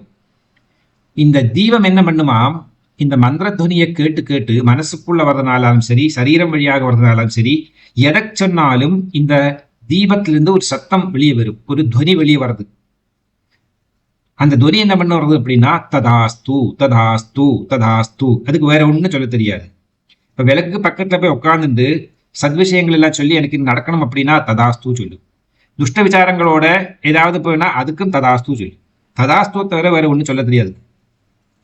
எதெல்லாமோ மேல்நாட்டு ரிசர்ச் இன்ஸ்டிடியூட்ஸ் ஆர்கனைசேஷன்ஸ் எல்லாம் ரிசர்ச் பண்ணி ஏன் இந்த ஹைந்தவர்கள் வீட்டு வாசல்ல விளக்கேற்றி வச்சுட்டு இல்லைன்னா கோவில்ல விளக்கேற்றி வச்சுட்டு இல்லைன்னா வீட்டுல பூஜா ரூம்ல விளக்கேற்றி வச்சு பகவானுடைய அந்த விளக்குக்கு முன்னாடி உட்காந்து மந்திரங்கள் சொல்றா, அதை கேட்கறா, இதை கேட்கறா, ஏன் இதுல என்ன ரகசியம் இருக்கு தெரிஞ்சுக்கிறதுக்கு அவ பண்ண முயற்சியில they could able to decode அந்த சவுண்டை ஃபெனட்டிக் சயின்ஸ்னு பேர் இருக்கு. அந்த சவுண்டை டீகோட் பண்ணப்போ that says ததாஸ்து, let it be, அஸ்து. அப்ப இந்த அஸ்து சொல்றது யாருக்கு அதிகாரம் இருக்கு அப்படின்னா நம்மளை பெற்ற, நம்மளை வளர்த்த, நம்மளை வளர்த்தி கொண்டிருக்கக்கூடியதான இறைவன் ஒருவனுக்கே. அந்த பகவான் தான் எல்லாருக்கும் ததாஸ்து போடக்கூடியவர். அபயவத முத்ரா பார்த்திருப்பீர்கள் நீங்கள் பகவானுடைய சித்திரபடங்கள் எல்லாம். அப்படி நாம் ப்ரூமத்தியத்துல அல்லது 2 கண்களை மூடிக்கொண்டு எந்த ஒரு இடத்துல இந்த இடத்துல இந்த பகவத் சைதன்யம் இருக்கு அப்படின்னு நாம் நினைக்கிறோமோ இதுக்கு பேரு ஐஷ்டிகம். ஐக்கியத்துல ஸ்தாபனம் செய்யறதுக்கு பேரு ஐஷ்டிகம். இப்போ அஷ்டபந்த கலசம்னு கேள்விப்பட்டிருப்போம். ஒரு சிலையை ஸ்தாபிதம் செய்யற நேரத்துல அஷ்டபந்தங்களால பந்திக்கிறார்கள். அந்த சிலை இழகாம இருக்கிறதுக்காக, கீழே விழுந்து விடாம இருக்கிறதுக்காக, உரைச்சு இருக்கிறதுக்காக. அஷ்டபந்தங்கிறது ஒரு பெரிய சத்தம், அப்புறமா சொல்றேன் இன்னொரு டைம்ல. அதுக்கு பேர் தான் இந்த ஐஷ்டிகம். ஐஷ்டிகம் அப்படின்னா பேசிக்கலி ஃபோக்கஸ் பண்றது, கிளாரிட்டி. நம்மளுடைய தாட்ஸை, நம்மளுடைய இன்டென்ஷன்ஸை, நம்மளுடைய அமைப்புகளை எல்லாத்தையும் ஒரு கான்சென்ட்ரேட் பண்ணி ஒரு பர்டிகுலர் இடத்துக்கு கொண்டு வர்றது. அதாவது ஒரு meditate a light or a focal point to enhance insight. நம்மளுடைய அந்தர திருஷ்டியினுடைய சக்தியை பரமச்சைதன்யமான இறை சக்தியோட ஒத்துப்போவதற்காக, இணைத்துக் கொள்வதற்காக நாம் நம்மளுடைய எல்லா விதமான கான்சன்ட்ரேஷன்ஸையும் அந்த ப்ரூமத்தியத்துக்குள்ளேயோ இதயபத்மத்துக்குள்ளேயோ ஏதோ ஒரு ஷடாதார சக்கரங்கள்லையோ இல்லை ஏதாவது ஒரு அப்ஜெக்ட்ல ஒரு விநாயகருடைய விக்கிரகம், கிருஷ்ண பரமாத்மானுடைய ஒரு ஓடக்குழல் வைத்துண்டு ராதையோட சேர்ந்து இருக்கக்கூடிய விக்கிரகம், இல்லை சக்தியினுடைய பராசக்தியினுடைய ஒரு விக்கிரகம். ஏதோ ஒரு இடத்துல நம்மளுடைய இந்த அஸ்தித்வத்தை நாம் பார்க்க வேண்டும். நம்மளுடைய உடம்பை நமக்கு கண் முன்னாடி பார்க்க வேண்டுமானால் கண்ணாடிக்கு முன்னாடி போய் நிற்கணும். இந்த கண்ணாடி தான் இறைவன், கண்ணாடியில பிரதிபிம்பமாக செய்யக்கூடியதான் நான் அப்படிங்கிறதான இந்த ஆக்கிருதி அல்லது இந்த மூர்த்தம். நமக்கு நம்மளுடைய சரீரத்துக்கு மூர்த்தம் என்றுதான் பேர். மூர்த்தி அப்படின்னாலே சரீரம் இருக்கக்கூடியதான ஒருவர் அப்படிங்கிற அர்த்தம். அதுக்கு பேர் ஐஷ்டிகம். இந்த நோக்கம் யாருக்கு இருக்குமாம்? யோக தியானாதிகள் செய்யக்கூடியவர்கள், தபம் செய்யக்கூடியவர்கள், தியானம் செய்யக்கூடியவர்கள். இவர்கள் எல்லாம் என்ன பண்றா அப்படின்னா அந்த பிரபஞ்சத்தை பூராவுமே தன்னுள்ளே அடக்கி விட்டு ஒரு தீபரூபமாக இதயபத்மத்திலேயோ ப்ரூமத்திலோ உட்காந்து மெடிடேட் பண்ணுவார்கள். அதுதான் இதுக்கு இந்த சுபாவ ரீதி. இந்த மாதிரி ஒரு திருஷ்டி யாருக்கு இருக்கு? பரமேஸ்வரனுக்கு இருக்கு. அந்த பரமேஸ்வரனை நினைச்சு தியானம் யோகாதிகள் செய்யக்கூடியவர்களுக்கும் இந்த மனஸ்திதி வரும் என்பதனால இதுக்கு ஐஷ்டிக ரூபம் அப்படிங்கிறது, ஐஷ்டிக நேத்திரம் என்றதான பேர். இப்படி ஒரு கண்ணு இருக்கு. இரண்டாவது கண்ணு பாசுகம். பாசுகம் அப்படின்னா பந்தம், பந்திக்கிறது, எல்லாத்தையும் தன் கைக்குள்ள அடக்கி விடுறது, பைண்டிங் பண்றது, அட்டாச்மெண்ட்ஸ் அப்படின்னு அர்த்தம். அப்போ இது யோக தியானத்துல பிராக்டிஸ் பண்ற நேரத்துல we need to practice to let it go. எக்ஸ்பெக்டேஷன்ஸையும் ரியாலிட்டியையும் அன்ரியாலிட்டியையும் எல்லாத்தையுமே நம்ம ரினவுன்ஸ் பண்ணிட்டே வரணும். பந்தத்திலிருந்து கட் பண்ணிட்டே வரணும். பாசூர் தான் பரசு உருவாகிறது. பாசுங்கிற வார்த்தை பந்தம். பாசம் அப்படின்னா எல்லாருக்கும் தெரியவில்லைவா? ஐயோ பாசம் எல்லாம் கட்டுவாளே, பாசத்தினால கட்டி போட்டிருக்கா. வருண பாசம்னு கேள்விப்பட்டு இல்லையா? அதே மாதிரியே இருக்கு வருணபாசம், வருணபாசத்தினால கட்டி போடுறது. நாகபாசம், நாகத்தால கட்டி போடுறது. ஆசா பாசம், ஆசையினால கட்டி போடுறது. இதெல்லாம் பாசங்கள். அந்த பாசத்தை சேதனம் பண்ண வேண்டும், விச்சேதனம் பண்ண வேண்டும், விசேஷமாக சேதிக்க வேண்டும். கட் பண்றது, ரினவுன்ஸ் பண்றது, தொலைத்து விடுகிறது. எனக்கு வேண்டாம், நீ என்னை விட்டு போ அப்படின்னு சொல்றது. இதுக்கு பேரு தான் லெட் இட் கோ ஆட்டிடியூட். இது யாருக்கு இருக்கும்? உத்தமமான ஒரு சன்னியாசி, நிஷ்காமியமான உபாசனை செய்யக்கூடியவர்கள், சாத்விகர்கள், ஜாதகத்துல 12ஆம் பாவத்துல கேது இருக்கக்கூடியவர்கள், இவர்களுக்கெல்லாம் இந்த ரினவுன்சியேட்டிங் பவர், அந்த சக்தி உருவாகும். சன்னியாசிகள் இவர்கள் எல்லாம் அது சாதாரண ஒரு ஆளுக்கும் இந்த பிராக்டிஸை பண்ணலாம். இது ஒரு கண்ணு வழியாக. அது லெட் இட் கோ. அதுதான் பாசுகம். பந்தத்தை சேதனம் பண்ணி பந்தத்தை எல்லாம் விட்டு தொலைக்கிறது. மூன்றாவது சௌமிகம். சௌமிகம் அப்படின்னா ஸ்வீகாரியம், ஸ்வீகரிச்சுக்கிறது. என்னுள்ளே எல்லா விதமான சத்விஷயங்களையும் மானோபத்ராகிறதோ இந்த விசதகா, அதுதான் சௌமிகம். எல்லாத்தையுமே ரிப்பீட்டட்லி காம்னஸ்ன கொண்டு வருது. நம்மளுடைய காம்னஸ், அதாவது சாந்த சுபாவத்தை நம்ம பிராக்டிஸ் பண்ணிட்டே இருக்கிறது, அடிக்கடி அடிக்கடி அடிக்கடி. இது எப்படி பண்ணலாம் அப்படின்னா, யோக தியானத்துல மூச்சு இழுக்கிற நேரத்துல சந்திரநாடிக வழியாக பண்ணலாம் அப்படின்னு ஒரு நியமம் இருக்கு. மூச்சை காத்த இழுக்கிற நேரத்துல எல்லா நல்லதும் என்னிடம் வரட்டும், மூச்சு காத்து விடுற நேரத்துல எல்லா கெட்டதும் என்னிடம் இருந்து போகட்டும். மூச்சு காத்த ஸ்தம்பனம் பண்ணி கும்பகம் பண்ணி இருக்கிற நேரத்துல என்னுடைய அஸ்தித்வம், நான் யார் என்பது எனக்கு விளங்குகிறது, விளங்க வேண்டும். நான் என்பது இந்த சைதன்ய வடிவமான ஒரு மகாசக்தி. ஆனா இந்த சின்ன குட்டை உடம்புக்குள்ள மாட்டின்னு நாம் படுற பாடு முழிக்க வேண்டி இருக்கு. என்னெல்லாமோ தர்மங்களை சொல்லி என்ன கட்டுப்படுத்தி வச்சிருக்கார்கள். ஆனா நான் சுதந்திரமானவன். நான் இந்த உடம்புக்கு சொந்தக்காரன் கிடையாது. நான் இந்த பிரபஞ்சத்துல பரமேஸ்வரன் எப்படி சுதந்திரனாக இருக்கானோ அது மாதிரி இருக்க வேண்டியதான ஒரு ஜீவ ஆத்மா, ஜீவ தத்துவம். தேவை இருந்தோ இல்லாமலோ இந்த உடம்புக்குள்ள மாட்டின்னு நான் தேவையில்லாம அவஸ்தப்படுகிறேன். இப்படி பலவிதமான ரிகன்சிலியேஷன் பண்ணி பண்ணி பண்ணி பண்ணி பண்ணி அதுதான் அத்தியனம். அந்த ரிகன்சிலியேஷன் பண்ணி பண்ணி பண்ணி என்ன ஆகும்? தெளிவான சித்தி உண்டாகும், சாத்தியமாகிவிடும். நான் வேறு யாரும் கிடையாது, ஜீவாத்ம பரமாத்ம ஐக்கியமான மகா தத்துவம் என்கிறதான சதாசிவன். ந பூமிம் ந தோயம் ந தேஜோ ந வாயு ந கம்னேந்திரியம் வா ந தேஷாம் சமூஹः அநேகாந்திகத்வா சுஷுப்தைக சித்த ததேகோ வசிஷ்டः சிவ கேவலோகம். ததேகோ வசிஷ்டः சிவ கேவலோகம். சிவோகம் சிவோகம் சிவோகம் சிவோகம் சிவோகம் சிவோகம் சிவோகம் சிவோகம். இதுதான் 3 விதமான பிராக்டிசஸ். ஒரு கண் வழியாக, இனி ஒரு கண் வழியாக, 3வது கண் வழியாக. அதுபோலவே பிராணாயாமம் செய்கிற நேரத்தில் மூச்சை உள்ள இழுக்கிற நேரத்துல சர்வ சிந்தனைகளும் என்னுள்ளே வர வேண்டும். மூச்சை விடுற நேரத்துல என்னுடைய சர்வ துஷ்ட விசாரங்களும் துஷ்ட கர்மங்களும் துஷ்ட வாசனைகளும் எல்லா விதமான கெடுதல்களும் என்னிடமிருந்து விலகி போக வேண்டும். இது ரெண்டும் விலகினா நான் யார் என்பது எனக்கு உணர முடியும். அதுதான் நான். தத்துவம் அசி அசி தத்துவகா என்கிறதான பரமசத்தியத்தை என்னால் தெரிந்து கொள்ள முடியும் என்கிறதான தத்துவத்தை இந்த புரூமத்தின் வழியாக ஜோதி ரூபத்தை தியானம் பண்ணி உச்சுவாசம் வழியாக எல்லா சிந்தனைகளையும் தியாகம் செஞ்சு சுவாசம் வழியாக எல்லா நல்ல தத்துவங்களையும் தனக்குள்ளே இழுத்து கொண்டு செய்யக்கூடியதான தத்துவங்களுக்கு பேருதான் இந்த ஐஷ்டிகம், பாசுகம், சௌமிகம். இந்த 3 கண்கள் வழியாகத்தான் பரமேஸ்வரன் இந்த பிரபஞ்சத்தை தன் கண்களாலே பார்க்கிறார். அப்ப அவரை பொறுத்த வரைக்கும் என்னைக்குமே பரமாத்ம சைதன்யமாகவே இருப்பார். நாம் என்னைக்காவது ஒரு நாளைக்காவதும் ஒகேஷனலியாவதும் சீசன்லியாவதும் இந்த பிராக்டிஸை பண்ணி என்னைக்காவதும் வாழ்கின்றதான வாழ்நாளுக்குள்ள என்னைக்காவது ஒரு நாளைக்காவது பரமேஸ்வராக வாழ்வு. இப்படி யாரெல்லாம் சாதனைகள் செய்வார்களோ அவர்கள் நித்திய பரமேஸ்வரர்களாக இருப்பார்கள். அப்போ நமக்கு இதெல்லாம் கிடைக்கிறது என்ன அப்படின்னா 3 விதமான அனுபவங்கள் கிடைக்கும். ஸோ அனுபவங்கள் 3 விதமாக ஏற்படுகிறது. ஒன்று ஸ்வ அனுபவம், சொந்த நாம் அனுபவிக்கக்கூடியதான இந்த அனுபவத்துக்கு யாரெல்லாம் கான்ட்ரிபியூட் பண்றா அப்படின்னா பஞ்ச தன்மாத்திரைகள், சப்த ஸ்பர்ஷ ரூப ரசகந்தம் போன்றதான இந்த 5 தன்மாத்திரைகளினுடைய அனுகிரகத்தினால்தான் நமக்கு ஸ்வ அனுபவம் ஏற்படுகிறது, சொந்தமான அனுபவம் ஏற்படுகிறது. இது அப்சல்யூட்லி ஃபுல்லி கன்வின்ஸ்ட், இதுல ஒரு அயட்டா டவுட் கூட கிடையாது. ரெண்டாவது ஸ்ரோத்ர அனுபவம், கேள்விப்பட்ட அனுபவம். அங்க நடந்தது, இங்க நடந்தது, பூந்தானம் இருந்தார், இல்லை காளிதாஸ் இருந்தார், இதுல கேட்ட அனுபவம், நம்ம பார்க்கலை, கேட்ட அனுபவம். ஸ்ரோதகா, காது வழியாக கேட்ட அனுபவங்கள். இதுக்கு சப்தம் மட்டும்தான் காரணம் கேள்வியில இந்த சப்த ஸ்பர்சத்தில் இருக்கிறதா சப்தம் மட்டும்தான் அதுக்கு உதவியாக இருக்கக்கூடியவர். மூன்றாவதுக்கு வேறு திருஷ்டானுபவம், கண்களால பார்த்த அனுபவம். கண்களால மட்டும் பார்த்திருக்காரே தவிர அதுக்கு மேல ஒன்றும் கிடையாது. இப்போ நம்ம ஒரு இடத்துக்கு போயிட்டு இருக்கோம், திடீர்னு மழை வந்தது, கண்ணால பார்த்தாச்சு, அவ்வளவுதான் நமக்கு தெரியும். மழை போயிடுறதுக்கு அப்புறமா திருஷ்டானுபவம்னு பேரு. அப்ப சுவானுபவம், ஸ்ரோத்ரானுபவம், திருஷ்டானுபவம். இந்த திருஷ்டானுபவத்துக்கு ரூபம் அப்படிங்கிறதான ஒரு தன்மாத்திரா மட்டும்தான் உதவுகிறது.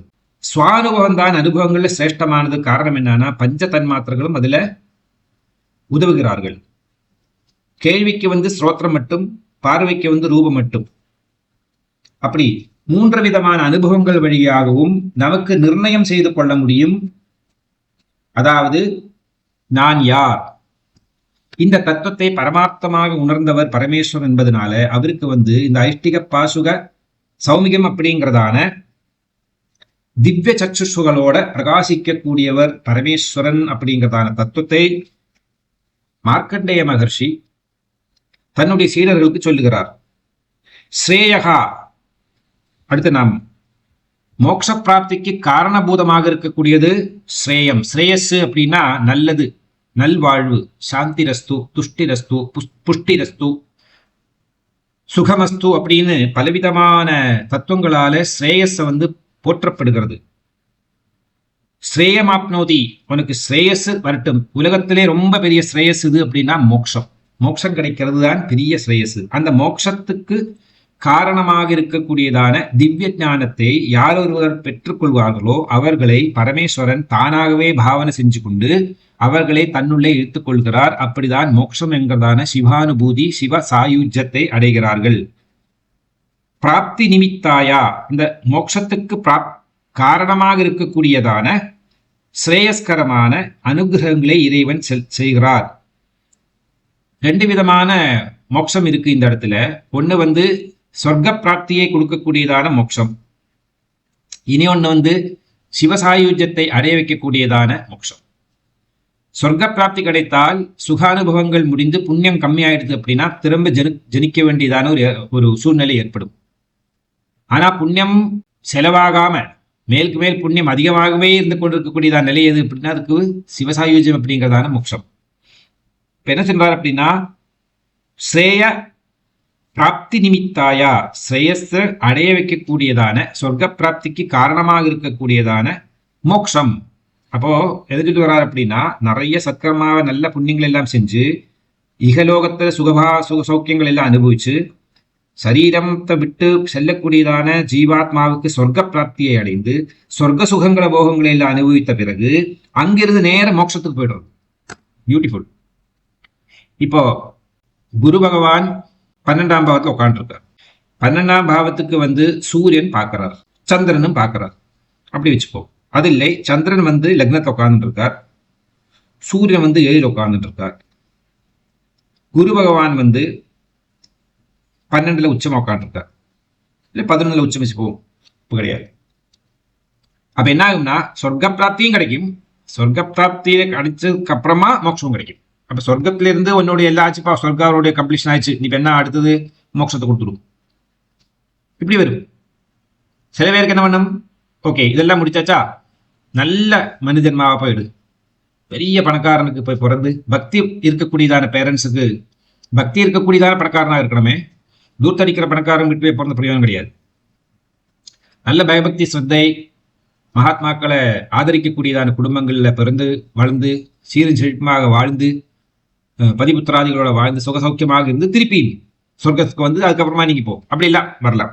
அதுக்குத்தான் இங்க சொர்க்க பிராப்திக்கு காரணமாக இருக்கக்கூடியதான ஸ்ரேயஸை அடைந்த பிறகு மோட்ச பிராப்தியையும் அடைகிறாய்.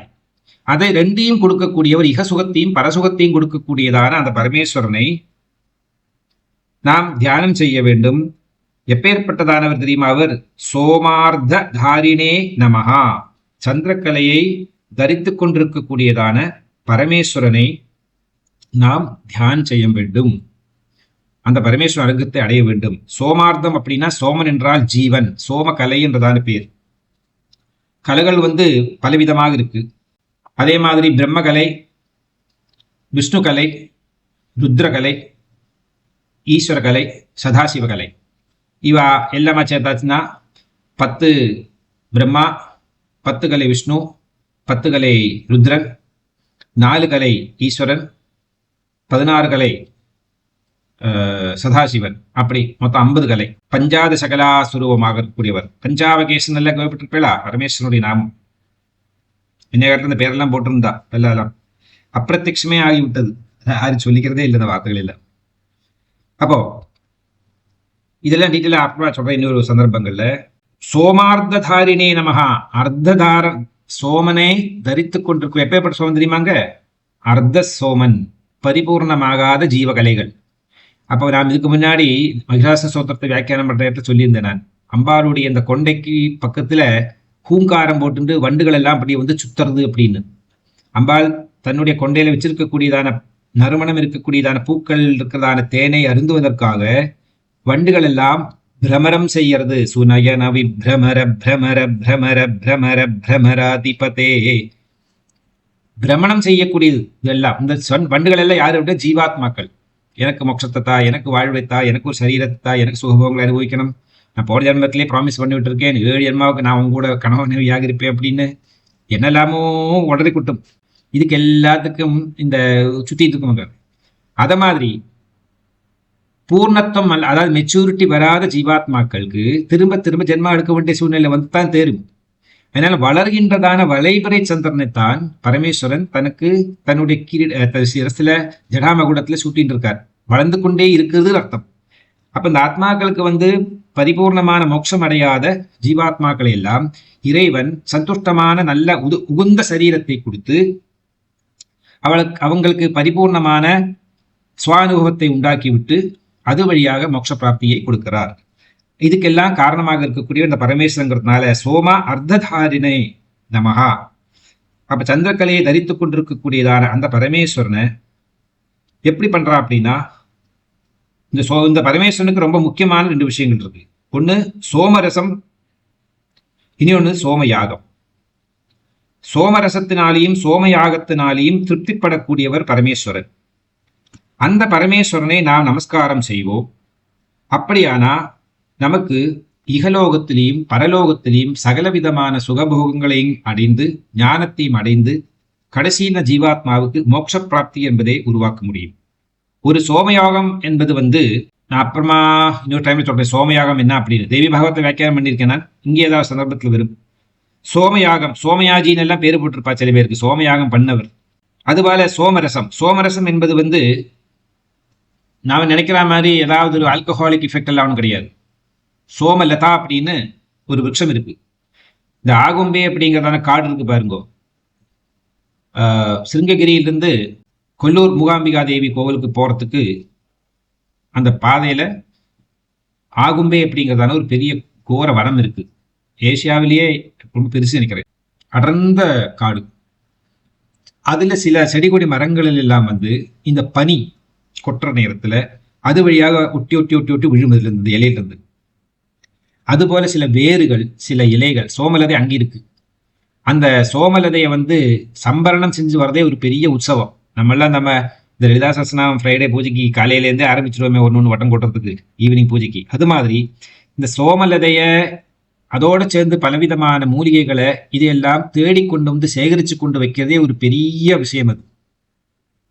அதுக்கப்புறம் அதை இடிச்சு பிழிஞ்சு அதனுடைய ரசம் எடுத்து அந்த ரசத்தை குடிக்க கொடுப்பார்கள் தேவர்களுக்கெல்லாம், அல்லது ஹோமத்தில் ஹவிஸாக அதை கொடுத்து விடுவார்கள். இதுக்கு சோமரசம் என்று. சோமரசத்தை எப்படி பண்ணலாம் அப்படிங்கிறதுலாம் கொஞ்சம் டீட்டெயிலாக இன்னொரு சந்தர்ப்பத்தில் சொல்லித்தரேன். இப்போ சோமயாகம் அண்ட் சோமரசம் இது ரெண்டுலேயும் பிரீதி இருக்கக்கூடியவர் பரமேஸ்வரர். சோமனுக்கும் சோமநாதனுக்கும் பெரிய சம்பந்தம் உண்டு, பரமேஸ்வரனுக்கும் சந்திரனுக்கும் பெரிய சம்பந்தம் உண்டு. லலிதா சஹஸ்ரநாமத்திலே வியாக்கியானம் வருது, இறைவனான நானேதான் மனிதனாகவும் பிறக்கிறேன், விலங்குகளாகவும் பிறக்கிறேன், அந்த அனுபவத்தை வைத்துக் கொண்டு நான் திரும்ப என்னிடமே சேருகிறேன். இது ரொம்ப பியூட்டிஃபுல்லா இருக்கும் இந்த கதை. கதையில இந்த philosophy to be learned through like a story. அதாவது ஒன்னிலிருந்து ரெண்டாகிறது, ரெண்டுலேருந்து நாலாவது, நாலுலேருந்து திருப்பி எல்லாம் ஒன்றாகுது பழையபடி. இப்போ நம்ம பூகண்டமே இங்கே அப்படி தான் இருந்ததுக்கு. ஒன்று தானே பழுதாக வெடிச்சு நவகண்டமாச்சு, திருப்பி இப்போ 7 தான் இருக்குது நமக்கு. இவன் நாளைக்கு 5 ஆகும், அப்புறமா 3 ஆகும், திருப்பி 1 ஆகும். அப்போ பிரம்ம பிரளயம்ங்கிறது உண்டாயிடும். இதெல்லாம் ரெகுலராக நடந்துட்டு இருக்கக்கூடியது விஷயங்கள். இதுபோல ஒரு ஸ்ரீசக்கர பூஜை பண்ணினா 100 அஸ்வமேத யாகம், 100 சோமயாகம் பண்ணினதுக்கு சமம் ஒரு ஸ்ரீசக்கர பூஜை. பாருங்கோ, ஸ்ரீசக்கரத்தை பார்க்கவோ பூஜை பண்ணவோ செஞ்சா எவ்வளவு பெரிய புண்ணியம் கிடைக்கும் அப்படிங்கிறதுக்கு சமம். இந்த சோமயாகத்தினால பரமேஸ்வரன் திருப்தி அடைகிறார், சோமரசத்தினால பரமேஸ்வரன் திருப்தி அடைகிறார். அந்த சோமயாகமே 100 சோமயாகம் பண்ணினதுக்கு சமம் ஒரு ஸ்ரீசக்கர பூஜை. ஒரு ஸ்ரீசக்கர பூஜை என்பது நவாபரண பூஜையில ஸ்ரீசக்கரத்தை பூஜை பண்ணித்தான் ஆகணும். பராசக்தி பாதம் வைத்துக் கொண்டிருக்கிறதே ஸ்ரீசக்கரத்துக்கு மேல்தான் அப்படிங்கிறதான ஒரு பாவனை வந்தாலே போரும். ஆக ஒரு ஸ்ரீசக்கர பூஜை சிசிக்கல் டு 100 அஸ்வமேத யாகம், 100 சோமயாகம். இப்படி சோமயாகத்தினாலேயும் சோமரசத்தினாலேயும் சீக்கிரம் திருப்தி அடையக்கூடியதான பரமேஸ்வரனை நாம் தியானம் செய்ய வேண்டும், பூஜை செய்ய வேண்டும் அப்படின்னு சொல்லுகிறார். முதல்ல அவரை ஸ்மரணம் பண்ணி, கீலக ஸ்தோத்திரத்தினுடைய பவர் பாருங்க, முதல்ல அதை ஸ்மரணம் பண்ணி அப்புறமா இந்த டீட்டெயிலா சப்தசதி ஸ்லோகத்தை ஜபம் செய்ய வேண்டும். விசுத்த ஞானம் திரிவேதி யசஸ் சோம மார்க்கம் அப்படிங்கிறதான 5 தத்துவங்கள் தான் இந்த சித்த பரமேஸ்வரனை, அதாவது அத்தியன சித்த வேதார்த்த சரீரம் இருக்கக்கூடியதான நிர்விஷய சைதன்ய ஸ்வரூபமான திவ்ய சக்ஷுஸ் இருக்கக்கூடியதான விசுத்த ஞான தேகனான பரமேஸ்வரனை தெரிந்து கொள்வதற்கு அத்தியன சித்தம், வேதார்த்த சித்தம், ஐஷ்டிகாதி வேதிகாத்ரயம், மோக்ஷம் மார்க்கம், சோமரசம் அப்படிங்கிறதான தத்துவம். மோக்ஷமும் சோமமும் ரெண்டும் பக்கபக்கத்தில் வர காரணம் என்ன தெரியுமா? முக்தத்துக்கும் மோட்சத்துக்கும் ஒரு ரிலேஷன். முத்து தான் நவரத்னங்கள்ல சோமனை குறிக்கிறது. சந்திரனுடைய கல் எது அப்படின்னா முக்தம், முத்து.